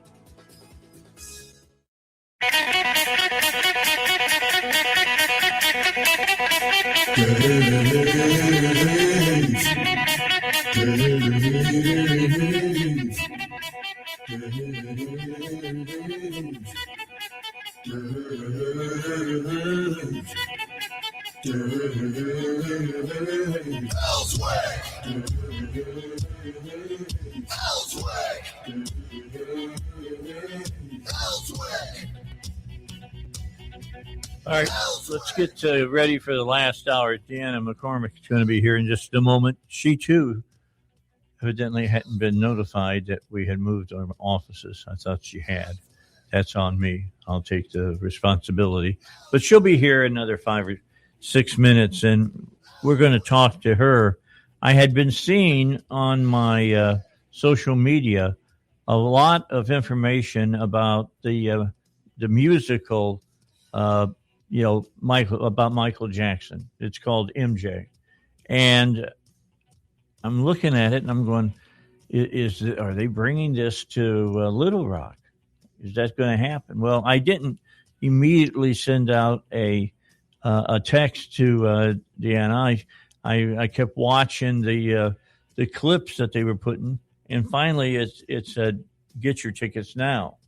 And at that point, I said, they're coming. And then I got a media notice from Celebrity Attractions, and they said it was coming the first week of March, and did I want a couple of media tickets to go see it when they're just showing it to the media, not showing it to the public. And I said, absolutely. I want to go see it. Then I'll be happy to talk about it on the air, because Celebrity Attractions does a good job of bringing in some really good material here to the Robinson, these traveling shows that they bring in. The last one I went to that was really good was the one that they did about the Temptations, which is my all-time favorite soul group. I love the Temps. I've seen them twice when Ruffin was the lead singer, and they were great. It was a great show. Learned a lot of things of the behind-the-scenes things that went on with the group, and why Ruffin left, and why they brought I'm trying to think of the guy's name that did Truckin'. That was Kendricks came in and became the lead singer of the group. And when I'm driving around, I listen. Do you have a specific station that you like on satellite radio? No, I don't listen to satellite radio. Okay, I do. I listen to satellite radio. I listen a lot like to the Patriot. In the morning when I'm driving in, usually I'm tuning into Fox and Friends and CNN and some of the other news stations to see what the big issue is that they're talking about, so I don't miss it. And then the station that I listen to the most is Channel 21, and it's Stevie Van Zandt's Underground Garage. I love that station. I really do. They play a lot of old stuff, stuff like Cochran and things of that nature. I like the music that came out during that era. But then they got a lot of the new bands, the new garage. I'm a big garage band sounding type. Have you heard that new band? It's called Hero the Band. Yes. Have you heard of them? And at Atlanta, I just recently discovered them, and they are amazing. They're on 21. You'll hear them. They are amazing. Yeah. Like those kids. There's three of them that do the reels, and they'll go in front of these restaurants or all kinds of different places, and they play that first couple of verses on that song Drugs they got. It's about being a drug addict, and the drugs won't let you go. It's not about but they're great. I like a new band. It's it's fronted by a woman, and they're called the Dolly Rots. I haven't heard this. Dolly Parton? Nope. No, They rock and roll. Okay. But they're called the Dolly Rots, and they're really good. I also like Cinderella Slipper. They're really good too. I haven't heard of them. There's a lot of independent music out there that's just amazing. If people like, we have this young man here, and he's a rapper. He's Bryce 501. I don't listen to rap, but he sings about the trucking and mudding, and it's not about cops and he's singing about what he knows about. Yeah, he's really good though. I mean, I'm not a rap person, but he's really good. Well, okay, so is he from here in Arkansas? North Little Rock. Okay, well, why don't you get him on? I can try. Yeah, set him up. We'll bring him on. That's one thing that I always have talked about, and you know how I am about featuring. If you got people who are really talented, I mean, I remember when Chris Allen would come on every other week and sit down and talk with us on the show and things of that nature. It's country rap is basically what it is. Silas, when he was here and he was the producer, I had a band on from the Conway area that came on, and they played a lot of the old kind of it wasn't hillbilly country. It was kind of bluegrass stuff, and they came in and did the song "The Auctioneer" on my show. Nice, and they were fantastic. Silas, that was his family. I didn't know that. That happened about, I'm thinking 10, 12 years ago. And he says they get together every once in a while and still play together. Right. Nice. I should try to get them together and come in and do a couple songs for us. I mean, on the show. This kid, he's got a lot of the mainstream rappers he's done a couple, I think one of them's done a cameo with him. Like, I can't remember who it is, but he's really pretty good at what he does. Well, rap has generated, if it wanted to grow, it had to become more than just, an offshoot of hip hop. Right. And it has done that. I mean, you look in Christian contemporary music at Lecrae and other groups that are hip hop groups, and they're out doing Christian music that way. And, I'm not one of those people who think that you can't do Christian music if you do, hip hop or country or whatever, that you got to somehow always do gospel. No, I think you can do whatever music it is to be able to convey the message that you're trying to get out. And so that's the key. But anyway, I like to talk about what's going on here, of course, in the city. And we'll get on Deanna here in a few moments. She's on her way over. We'll get her into the studio, and we'll tell you about this new show that evidently is awesome. Yeah. I mean, they really put a good show together about Michael Jackson. So we'll talk about that in a few moments. Let's go ahead and get our break in right now. That way, when she gets here, we'll have nothing standing in our way from talking to her on the Dave Ellswick Show. He's Donald Trump's #1 enemy in Congress, Chicago politician Dick Durbin. Now, Durbin has a new scheme. He's doing the dirty work to benefit corporate megastores. Durbin's bill could cut corners on your credit card security, putting your personal data at risk. Big chain retailers and warehouse stores want to inflate their profits, and liberal Dick Durbin would help them do it. Tell senators, say no to the megastores and Dick Durbin. Paid for by the Electronic Payments Coalition. Hey, this is Doc Washburn. People often ask me, how do I get a hold of that doctor you talk about that adjusts people's atlases and helps folks with migraines, sinus problems, allergies, dizziness, vertigo, blood sugar issues, fibromyalgia, eczema, or psoriasis? I always tell them it's the Arkansas Upper Cervical Center. The consultation is free, and the website is turnmypoweron.com. Dr. J.R. Crabtree has helped my wife and me and literally hundreds of people who listen to my show. Turnmypoweron.com. Alex Marlowe explains the good news. We've got numbers that are just beyond belief here. The best core CPI since March 2021, which means we've erased the inflation from the Biden inflation, which is so great. Prices are down for used cars, gasoline, medicine, and electricity. And the market thinks this isn't just one good report, but a sign that inflation is low enough that the Fed can start cutting rates again, which is huge. The Alex Marlowe Show, weekday mornings at 11 on 101.1. The Answer. Feeling like a family getaway, but don't want to go too far? Need a true adventure but don't want to spend too much? Want a ton of stuff to do that's all in the same place? Welcome to Arkansas State Parks, where in a couple hours drive, you can change your scenery and your state of mind. With active adventures or just gorgeous views where you can catch your breath. We have 52 state parks to choose from. Plan your getaway at arkansasstateparks.com. Brought to you by this station and the Arkansas Broadcasters Association. So you need a new roof for your house. You got a leak. I can only tell you, go with the best. Go with the folks that I use. PI Roofing. PI Roofing will get your roof taken care of. They'll deal with the insurance people, the appraisers, and all that stuff. All you have to do is call them and ask them to help you. 501-707-3548. It's a number to call so you can talk to the good folks at PI Roofing.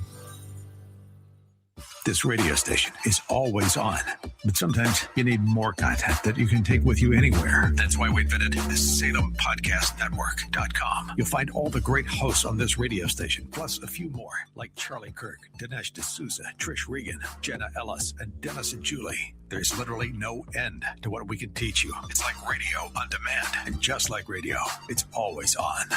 Go find out what you're missing. Download the app, SalemPodcastNetwork.com. 101.1. The Answer. You can watch the show right now. The Dave Ellswick Show is streaming live on Facebook. This is 101.1. The Answer. Back with you here on the Dave. I'm just talking to Deanna about, I was just telling her a story about MTV. I wish MTV would go back and be what MTV used to be. I loved it too. Put all the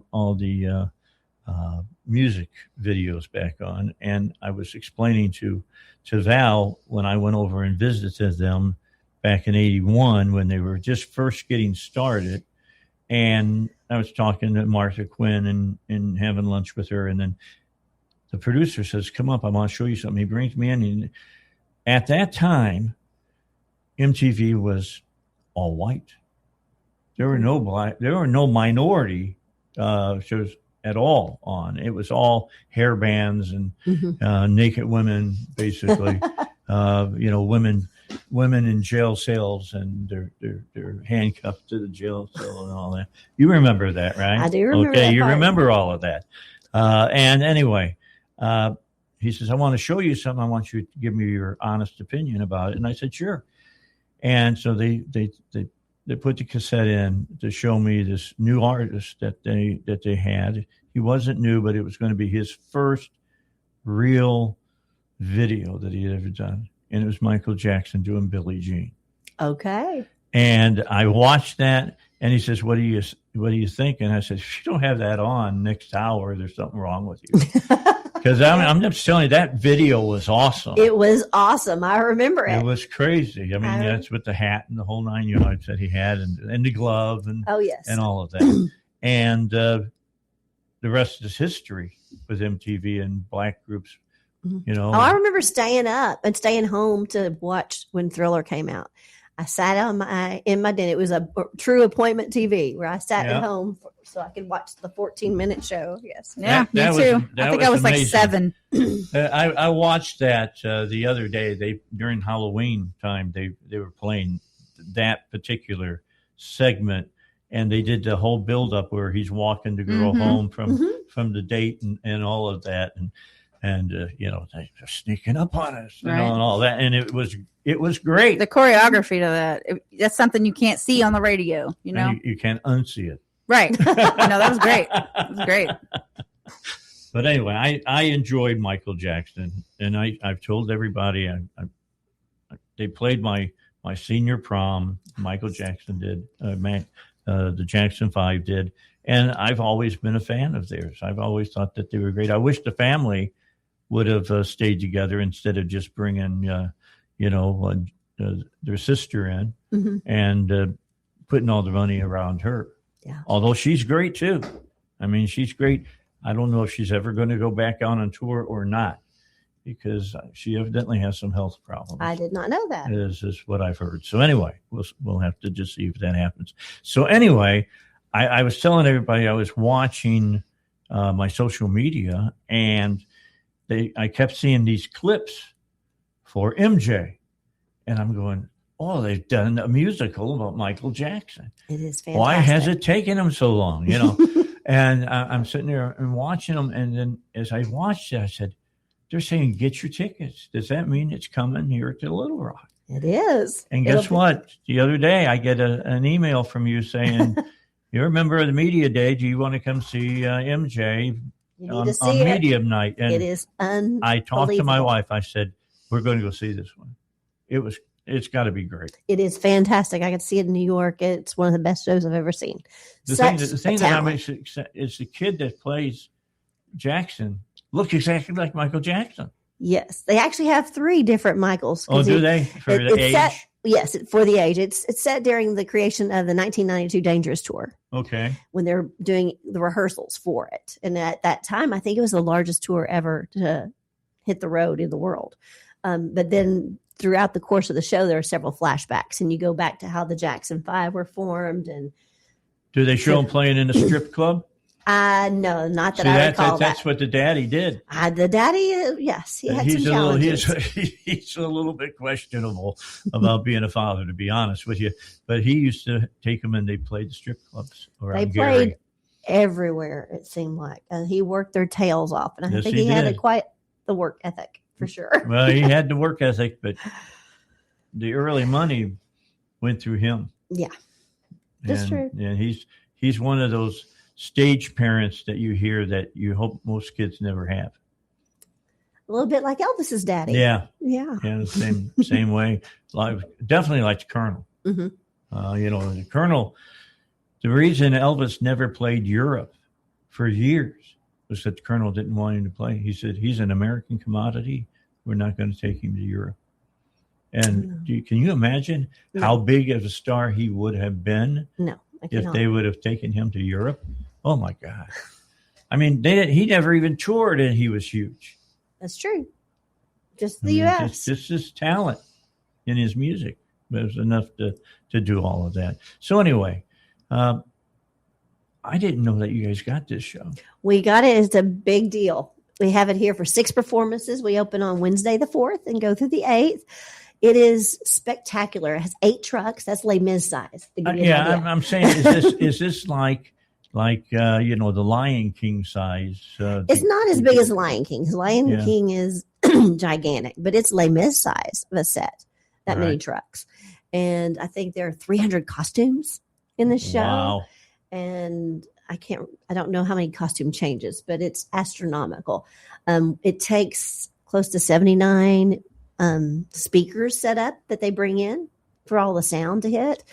We have so many local stagehands. It takes many to bring in, unload the trucks and load it up. This is going to be cool. I'm looking forward to this. I mean, this is, for me, this is like Phantom of the Opera coming.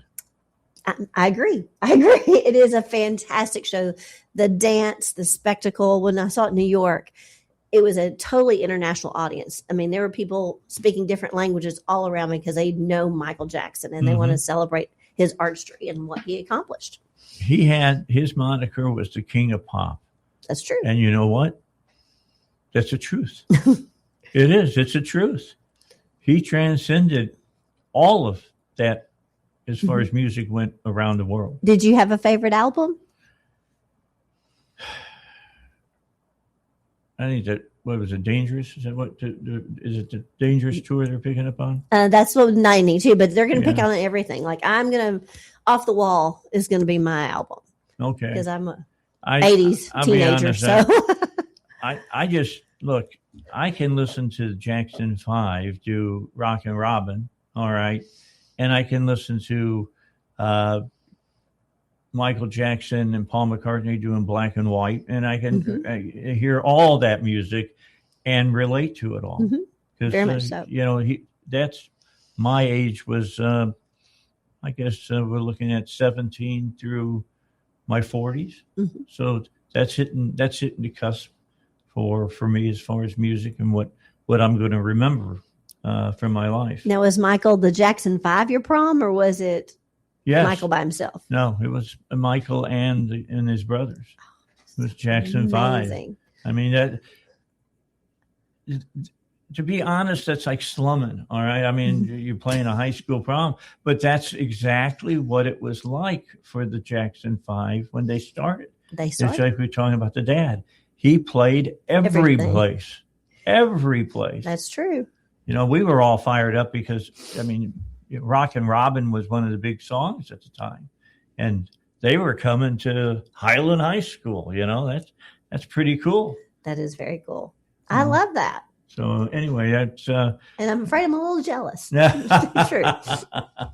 Well, can't go back and do it again.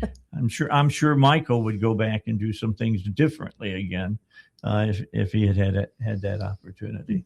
You know, the other great star that I love, Prince. Yes. I liked Prince. I saw Prince in concert 3 times. They're working on a musical about Prince too. And that makes sense to me. I mean, he spoke to his music. True. I mean, if you're going to do Beethoven and the classical artists, you got to do the artists of the time. I agree. You know, because they were just as popular as the classical guys are. You know, Brahms and Handel and all the rest of them. Yes. You know, I mean that. Everybody, look. I hope everybody has seen Amadeus on the stage. If you haven't, you've ruined your life. I think you need to see that movie. I love that movie. To see the stage productions even better as far as that goes, and how jealousy drives people. It does. Unfortunately, it does. That's part of our human nature, fallen nature. I mean, look, they had the problem. Mozart had the problem with a lot of the people that were trying to follow him, but he was a protege. They didn't understand that back then. That he was what's the guy's name on the TV show that's so smart? So Sheldon, is that his name? Mm-hmm. Yeah, that's Big Bang. Yeah, Sheldon. Yeah, Big Bang Theory. I mean, Sheldon is, you know, he's a prodigy. I mean, that's what he is. I mean, he's way beyond what most people are in math and things of that nature. But in other areas, he's totally at a loss. Yes, I can imagine that. I was watching one of the old shows last night, and he didn't have any friends. He was going to high school, and he was 9 years old, and he was reading Dale Carnegie's How to Make Friends and Influence People. It was hilarious. It was just hilarious. I was just laughing my head off. It was so funny. But I mean, Ben Shapiro is like that. Okay. He'll freak you out. I mean, that's what I understand. He came through. He graduated from college when he was 14 years old. He had his master's when he was 16, and he's a bright guy. He is very smart. At 16, he was writing for Creators. He was writing a conservative political column, and I used to have him on my show here in Little Rock. And whenever I get a chance to go back to CPAC, and if he's going to be there, I have dinner with him. That's awesome. Sit down and my best friend would be someone else would be very jealous. She would love that opportunity. You know. All right, we got 15 seconds. We got to take. I'm gonna since we're getting started late. I'm going to keep you over into the next half hour. Okay. Okay, that'd be great. All right, we're going to come back. We'll talk more about MJ in just a moment. Michael Jackson coming up in just a moment here on the Dave Ellswick Show. But right now, here's your news. That's SRN News. I'm Rich Thomason in Washington. President Trump is presiding over a meeting of like-minded leaders as his Board of Peace convenes in Washington, D.C. Mr. Trump says that 9 members of the body have agreed to pledge $7 billion toward a Gaza relief package. And as that Board of Peace convenes, peace is proving elusive in Ukraine. Russia's war on its neighbor continues, and there is speculation that the U.S. could find itself in a conflict with Iran over that country's nuclear ambitions. Britain's former Prince Andrew has been arrested in the U.K., arrested on suspicion of misconduct in public office. Police say they launched an investigation after assessing reports about his alleged contact with Jeffrey Epstein. On Wall Street, stocks are in the red. The Dow is down 174 points. The Nasdaq off 37, and the S&P is down 16 points. More details, srnnews.com. It's Mike Gallagher. A lot of us are thinking about taxes, home projects we've been putting off, ways to get ahead financially in 2026. Now's the perfect time to talk to my friends at Fellowship Home Loans. If you want to lower your mortgage payment, they can help you refinance. If you need access to cash for home improvements or to wipe out high-interest debt, their fixed-rate line of credit is one of the best tools out there. Fast approval, predictable rate, and flexibility to use your home's equity wisely. Remember, many people still qualify to skip their next 2 mortgage payments. Imagine starting big projects or paying down debt with 2 months of breathing room. My family and I have used Fellowship personally. I trust these guys. Take control of 2026. Go to fellowshiphomeloans.com/Mike G. fellowshiphomeloans.com/Mike G. fellowshiphomeloans.com/Mike G, or call 800-510-MIKE. That's 800-510-6453. Fellowship Home Loans, mortgage lending by the book. Nationwide Mortgage Bankers, DBA Fellowship Home Loans, Equal Housing Lender, NMLS number 819382. Israel, a hot topic right now. Hi, it's Chris Stigall. So many opinions around Israel, emotions. I can understand why it feels hard to know where to start. I like to start with the Bible. Scripture tells us, I will bless those who bless you. And that's not just a comforting promise. It's a clear calling from God. So today, with anti-Semitism on the rise, that calling is more urgent than ever. At a time when Jewish communities are experiencing more hostility, more threats, and more violence than ever, Christians have a powerful opportunity to respond with God's love, to say, you're not alone. When Christians choose to bless Israel, we're not entering into some political issue. We're honoring the root of our faith and standing against hatred. Supporting Israel is more than a belief. It's a biblical mandate. And by partnering with the International Fellowship of Christians and Jews, you can push back against the darkness and be a light to God's people. Learn how you can bless Israel at ifcj.org. Live the word. Answer the call. ifcj.org. You can't escape a traffic jam. Know what else you can't escape? Seasonal allergies. And you might think you can avoid that coffee stain until... Oh, really? You can't escape a lot of things in life, but you can escape prediabetes. Go to doihaveprediabetes.org today. Brought to you by the Ad Council and the Centers for Disease Control and Prevention. Chris Stigall is excited for the upcoming years. Isn't it refreshing to know that we have a bench of stars like we have in J.D. Vance and Marco Rubio? We don't all have to have this kind of monolithic approach to things. President Trump has built a team of people that are some of the most impressive individuals you will ever see on the global stage. Both are brilliant. The Chris Stigall Show. Weekday mornings at 6, right before Dave Ellswick at 7 on 101.1 The Answer. Larry Elder sees a glaring difference. The numbers of deportations under Obama, they were greater than under Trump. The alleged abuses by ICE also took place under Obama, except only more so. So everything you say about what ICE is doing, people like the ACLU and other human rights organizations complained was taking place under Obama. The difference is the media did not care. The Larry Elder Show, weeknights at 6, right before Hugh Hewitt at 9 on 101.1 The Answer. For decades, Dennis Prager shared his wisdom with listeners around the world through his lectures, courses, interviews, and debates. Now, for the first time, the collective wisdom of Dennis Prager is being made available as a podcast. Listen to Timeless Wisdom with Dennis Prager, with new episodes released for a limited time only as a podcast. Subscribe for free today at DennisPrager.com. That's Timeless Wisdom with Dennis Prager, exclusively at DennisPrager.com. Dave Ellswick is the conservative voice of Arkansas, and he's back. 101.1 The Answer. All right, back with you. We're back here at the Dave Ellswick Show in our new studio. So if you're going to come visit me and be a guest, we're in the new studios out by Party Town in 11300 is where we're at. That's the building. It's right behind Party Time, and we're up on the second floor, room 210. Come on in. It's a beautiful studio when you get here. It is really great. I mean, they really did a great job of putting us in here. It looks great.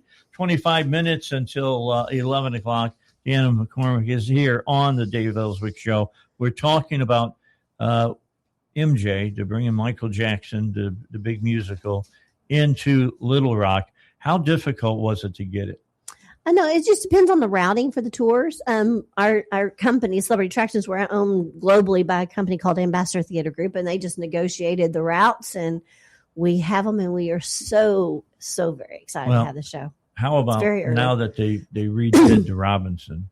This makes shows like this possible. Very to much come so. Here. Mm-hmm. In fact, like the way the staging is for like The Lion King or Phantom or what else? I mean, those two shows make it possible. Les Mis, but Les Mis could still come beforehand. You got that. You got what's the one about Vietnam? Miss Saigon. Yeah, Miss Saigon. Mm-hmm. Such a pretty show. That's heartbreaker. The first time I saw that, I saw it on Broadway, and that's the first time that I saw the helicopter. The helicopter, yeah, incredible. That was an incredible stage. Oh, you just think about it when they leave and you see the fence with people behind the fence. It just breaks my heart. Yeah, you give us chill bumps. So that's the way it was. A lot of people died. A lot of people did. That's the way what happened. All right, so I don't want to just belie with people and just talk MJ. What else is coming up here in the near future? Well, we are bringing a couple of one-night acts in. We have a show called A Man Named Cash, which is a tribute show to Johnny Cash and June Carter Cash. It'll be here on March 27th. Such a fun show. That's going to be hard. Just one night? Just one night. Oh, my God. And then literally on its heels on the Monday following, on the 30th, we have Pat Metheny. Oh, really? Yes. Jazz guitarist extraordinaire. Extraordinaire, like 20 Grammys. I mean, he's amazing. He is amazing. So we have him coming. So we're very excited about that.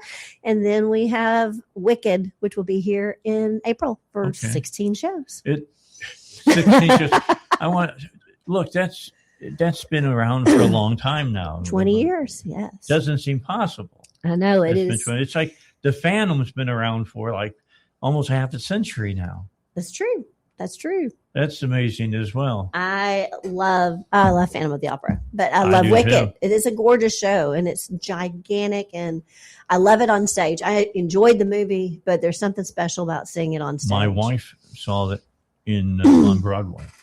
It's stunning. My daughter flew them up to New York to see it. Oh, good for her. It was a birthday gift to my wife, and my wife is not a very big theater fan.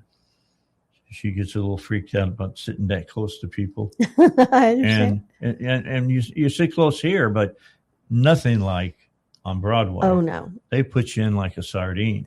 Those theaters are very, very small. Yeah. And Robinson has 2,200 seats, so there's plenty of room. You get a little bit of elbow room. We can try to make sure. No, that's good. That's excellent. What's your wish list? What are some ones that you want to bring in the future? There are some fun shows I'd like to bring. I've always wanted to bring in The Wiz because I grew up on that show, and it's Michael. But I do love that show. I'm ready for a new tour of Dreamgirls because I love the score for that show.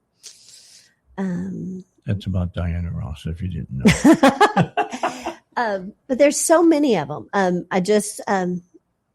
We had The Outsiders in Tulsa and opened the national tour, which is appropriate because it's set in Tulsa, 1967, and it is such a special telling of the story. Well, and I would love to have The Outsiders here. Came off the stage from that show to go on to become huge movie stars.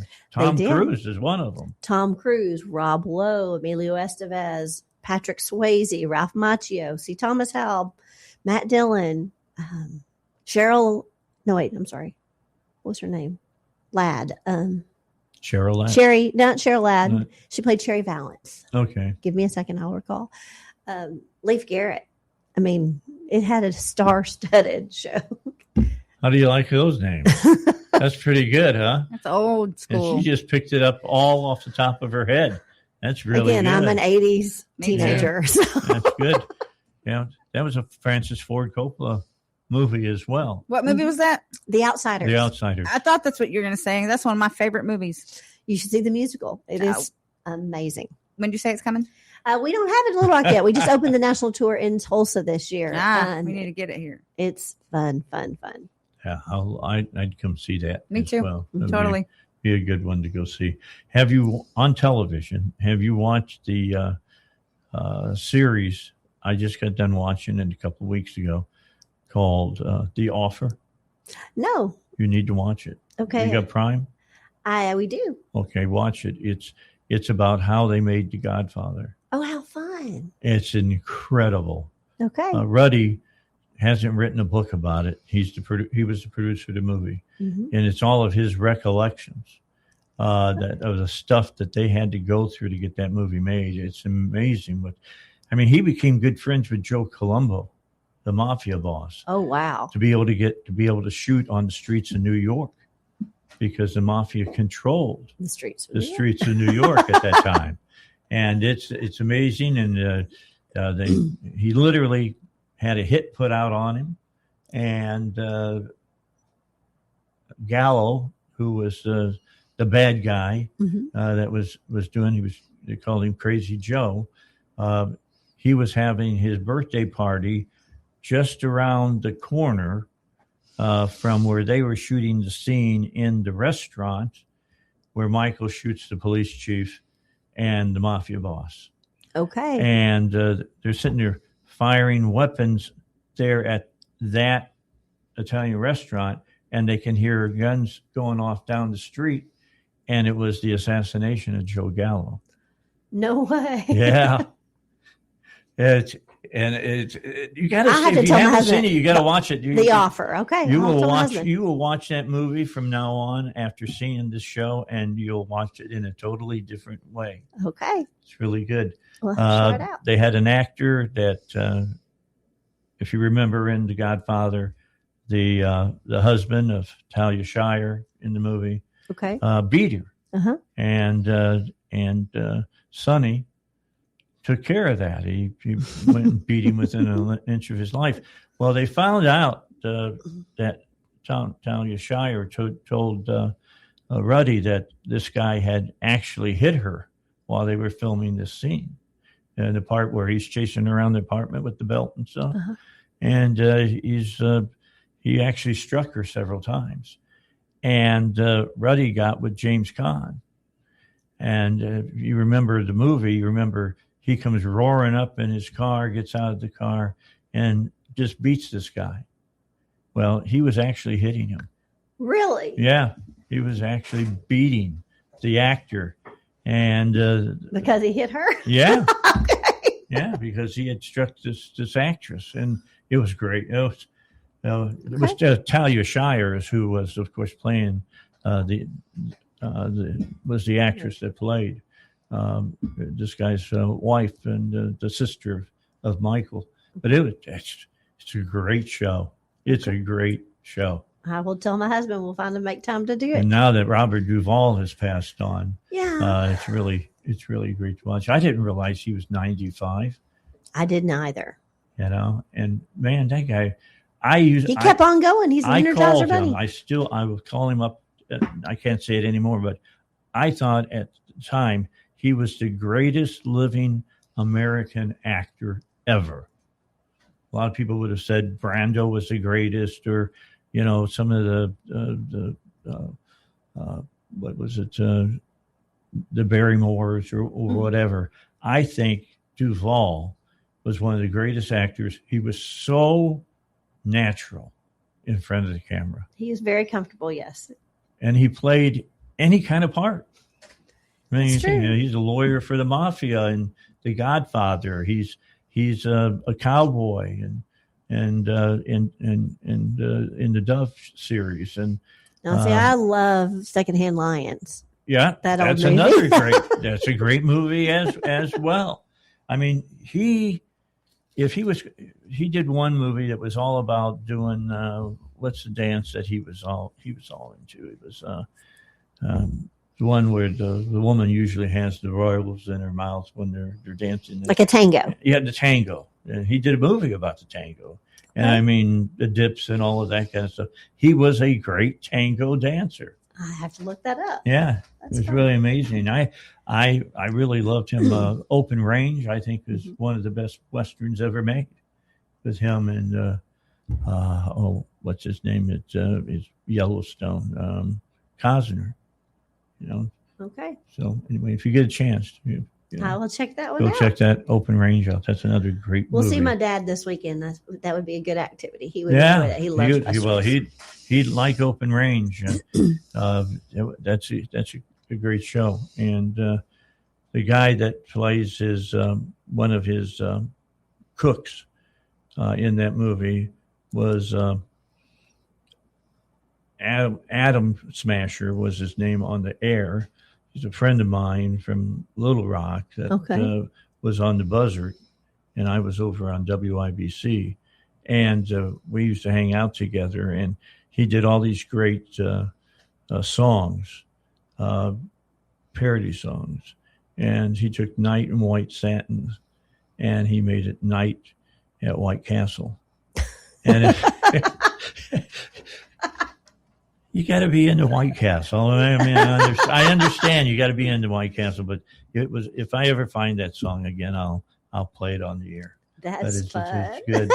But, he was in that show. He ends up dead in the movie. It's really, it was a great movie. It was really, really good. That's good. I don't know what Adam is doing now. He's out in California. He's moved on. He's like Arkansas's version of Billy Bob Thornton to Indiana. Okay. And it's he's a very talented guy. All right, so tickets. You can get them online. They got to be flying out of the. They are selling. Best seats are actually on a Wednesday and Thursday night because our subscribers are loaded in on the weekend shows. But tickets, they range anywhere from the mid-30s up to $100. Make sure you go to celebrityattractions.com. And I know there's people who are listening saying, $100 to see, a stage play? Yes. Actually, yes. Yeah, I mean, people are spending $250, $350 to go see a show on Broadway all the time. How many trailers? 8 trucks. 8 truckloads of It will have stuff. 80 local men working for the load in all day, the 2-day load in, and another 80 loading it back out. 2 days. Yes, sir. To bring the scenery in. Mm-hmm. Amazing. So it is absolutely spectacular.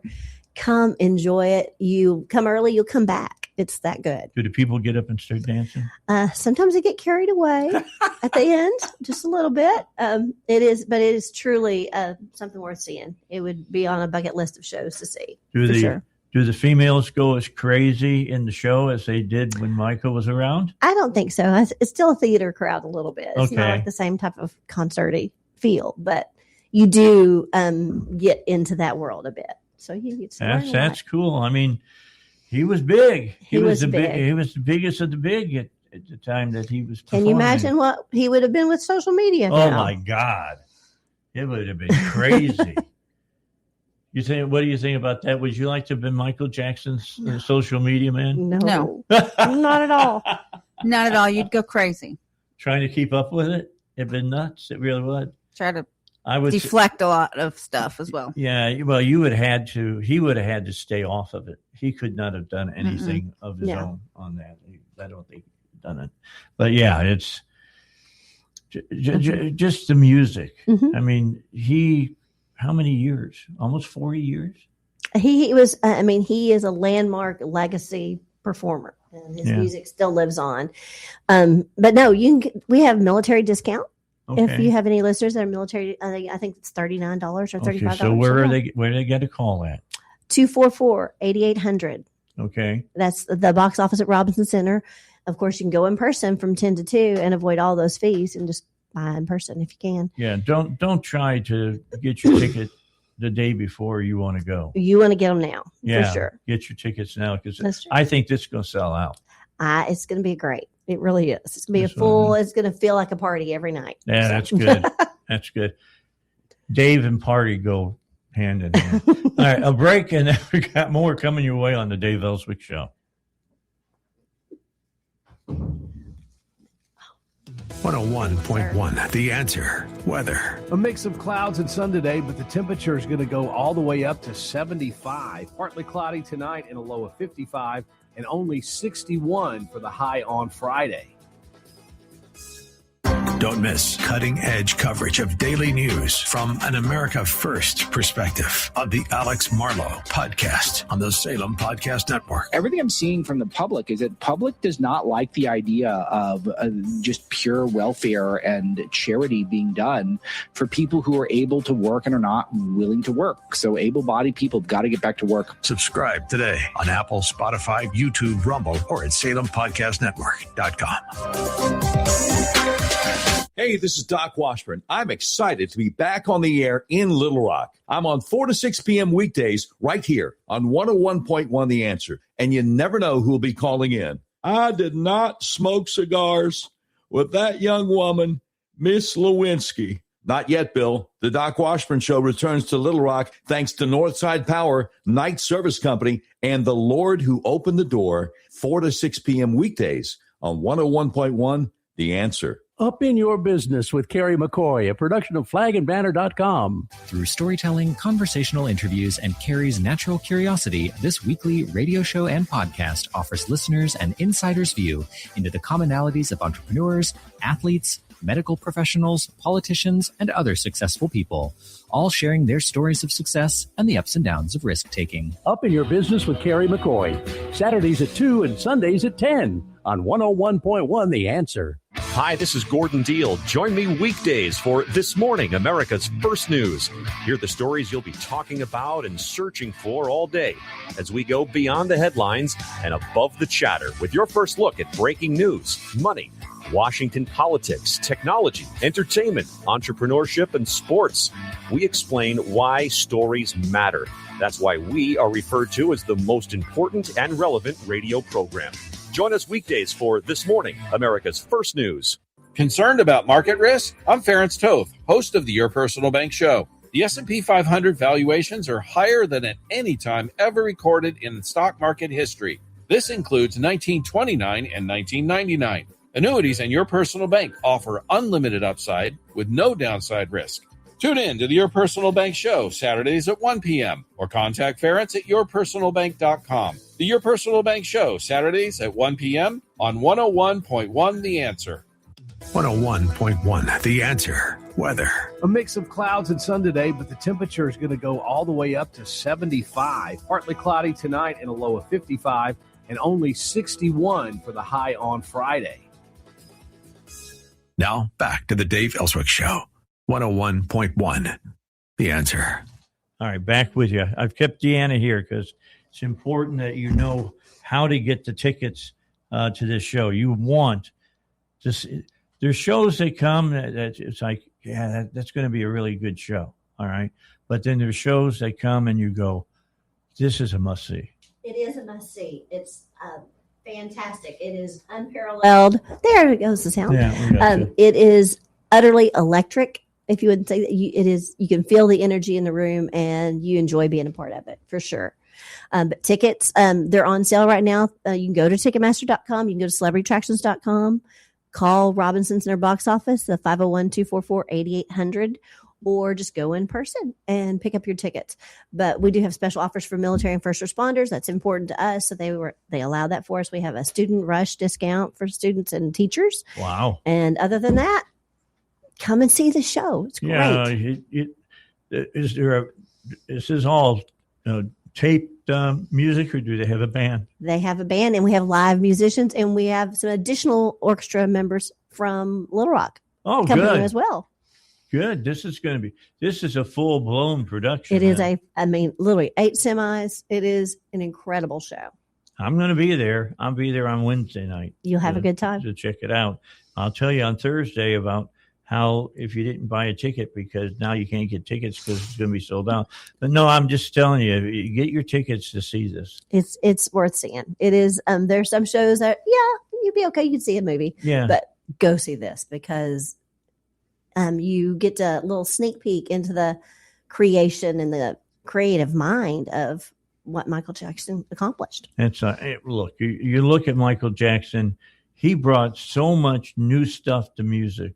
True. And, we look at Alice Cooper and you say, yeah, he did a great job. Look at all the music that he did. And he brought theater onto the stage of a rock show.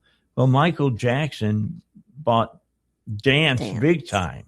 And production values and spectacle. You know, I mean, this is bigger than when my brother said, and he knew that I wasn't like my other brothers. I played sports and all of that, but I loved the stage too. And he took me to see Anthony Newley and Stop the World. I Want to Get Off. I remember that. And took me to the Schubert in Chicago to see him. And I'll never forget it. You would like Just in Time with Jonathan Groff in New York right now. It's the Bobby Darin story. Oh, you that'd would be love fun. that. Mm-hmm. Yeah. That's kind of a sad story at the end. It is a sad story, but you would love the music. It's a great show. You know, him and Connie Francis and whatnot. That's a big part of that story. And it just all fell apart for him at the end. Yes, it did. It's sad. It really is. From Splish Splash to whatever. He was supposed to have been in The Godfather. I did not know that. And he was going to play the Italian singer. Okay. And everybody thought that, of course, was Frank Sinatra.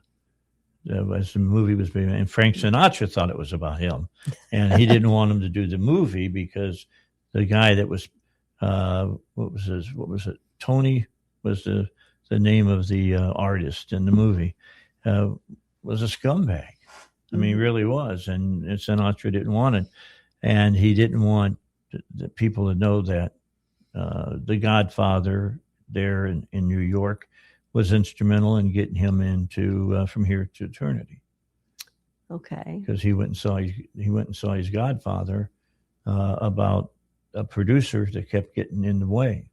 Oh. And wouldn't and he wouldn't let he didn't want to have Frank in the movie, and the reason being is that Frank dated one of the starlets, and as the producer tells the guy, he ruined her. You know, she was the greatest starlet I'd ever had in my bed, and he ruined her. All right, and he didn't see it that way, but that's exactly what he said, and that's the great horsehead scene. Okay, that I did you not see know in The that. Godfather. Okay. They actually did that to the producer. You know, he was big with racehorses, and he paid almost $600,000 for a racehorse. And the Godfather made him an offer he couldn't refuse. Wow!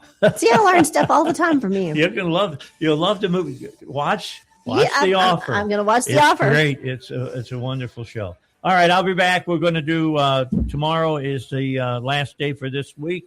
Robert Steinbach's going to be on, and I'm not sure exactly. I think Razorback Zach's going to visit us, so we'll talk a little bit about how do you lose in double overtime and miss a slam at the end of the game. That's just amazing. We'll be back tomorrow. I'll see you on the radio at 7 o'clock. Thank you.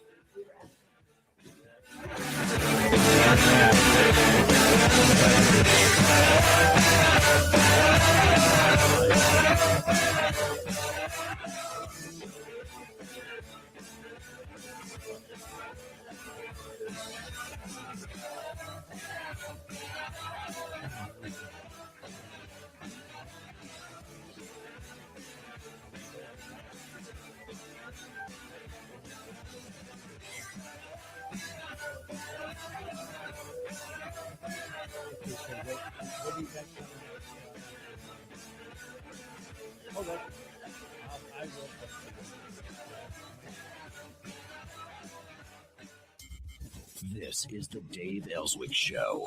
Find him on Twitter and on Facebook at Dave Ellswick. Find us at 1011FM, theanswer.com. Download our app, stream us 24/7, or watch us at snc.tv. KDXE, Kamek Village, Little Rock. Breaking news at Town Hall. I'm Bob Agnew in Washington. President Trump is gathering today with representatives from more than 24 countries who've joined his Board of Peace. Today is a tremendous honor to welcome you all to the United States Institute of Peace for the inaugural meeting of the Board of Peace. Very important. I believe it's the most consequential board, certainly in terms of power and in terms of prestige. There's never been anything close, because these are the greatest world leaders, almost everybody's accepted, and the ones that haven't will be. The Board of Peace, first initiated as part of the president's 20-point peace plan to end the conflict in Gaza and rebuild that area. The vision is now expanded to include the goal of resolving conflicts elsewhere around the world. As American military presence near Iran continues to grow, Secretary of War Pete Hegseth heads to Nashville today to address the 2026 National Religious Broadcasters Conference. NRB attendee Lena Silk of the Transform Iran Ministry says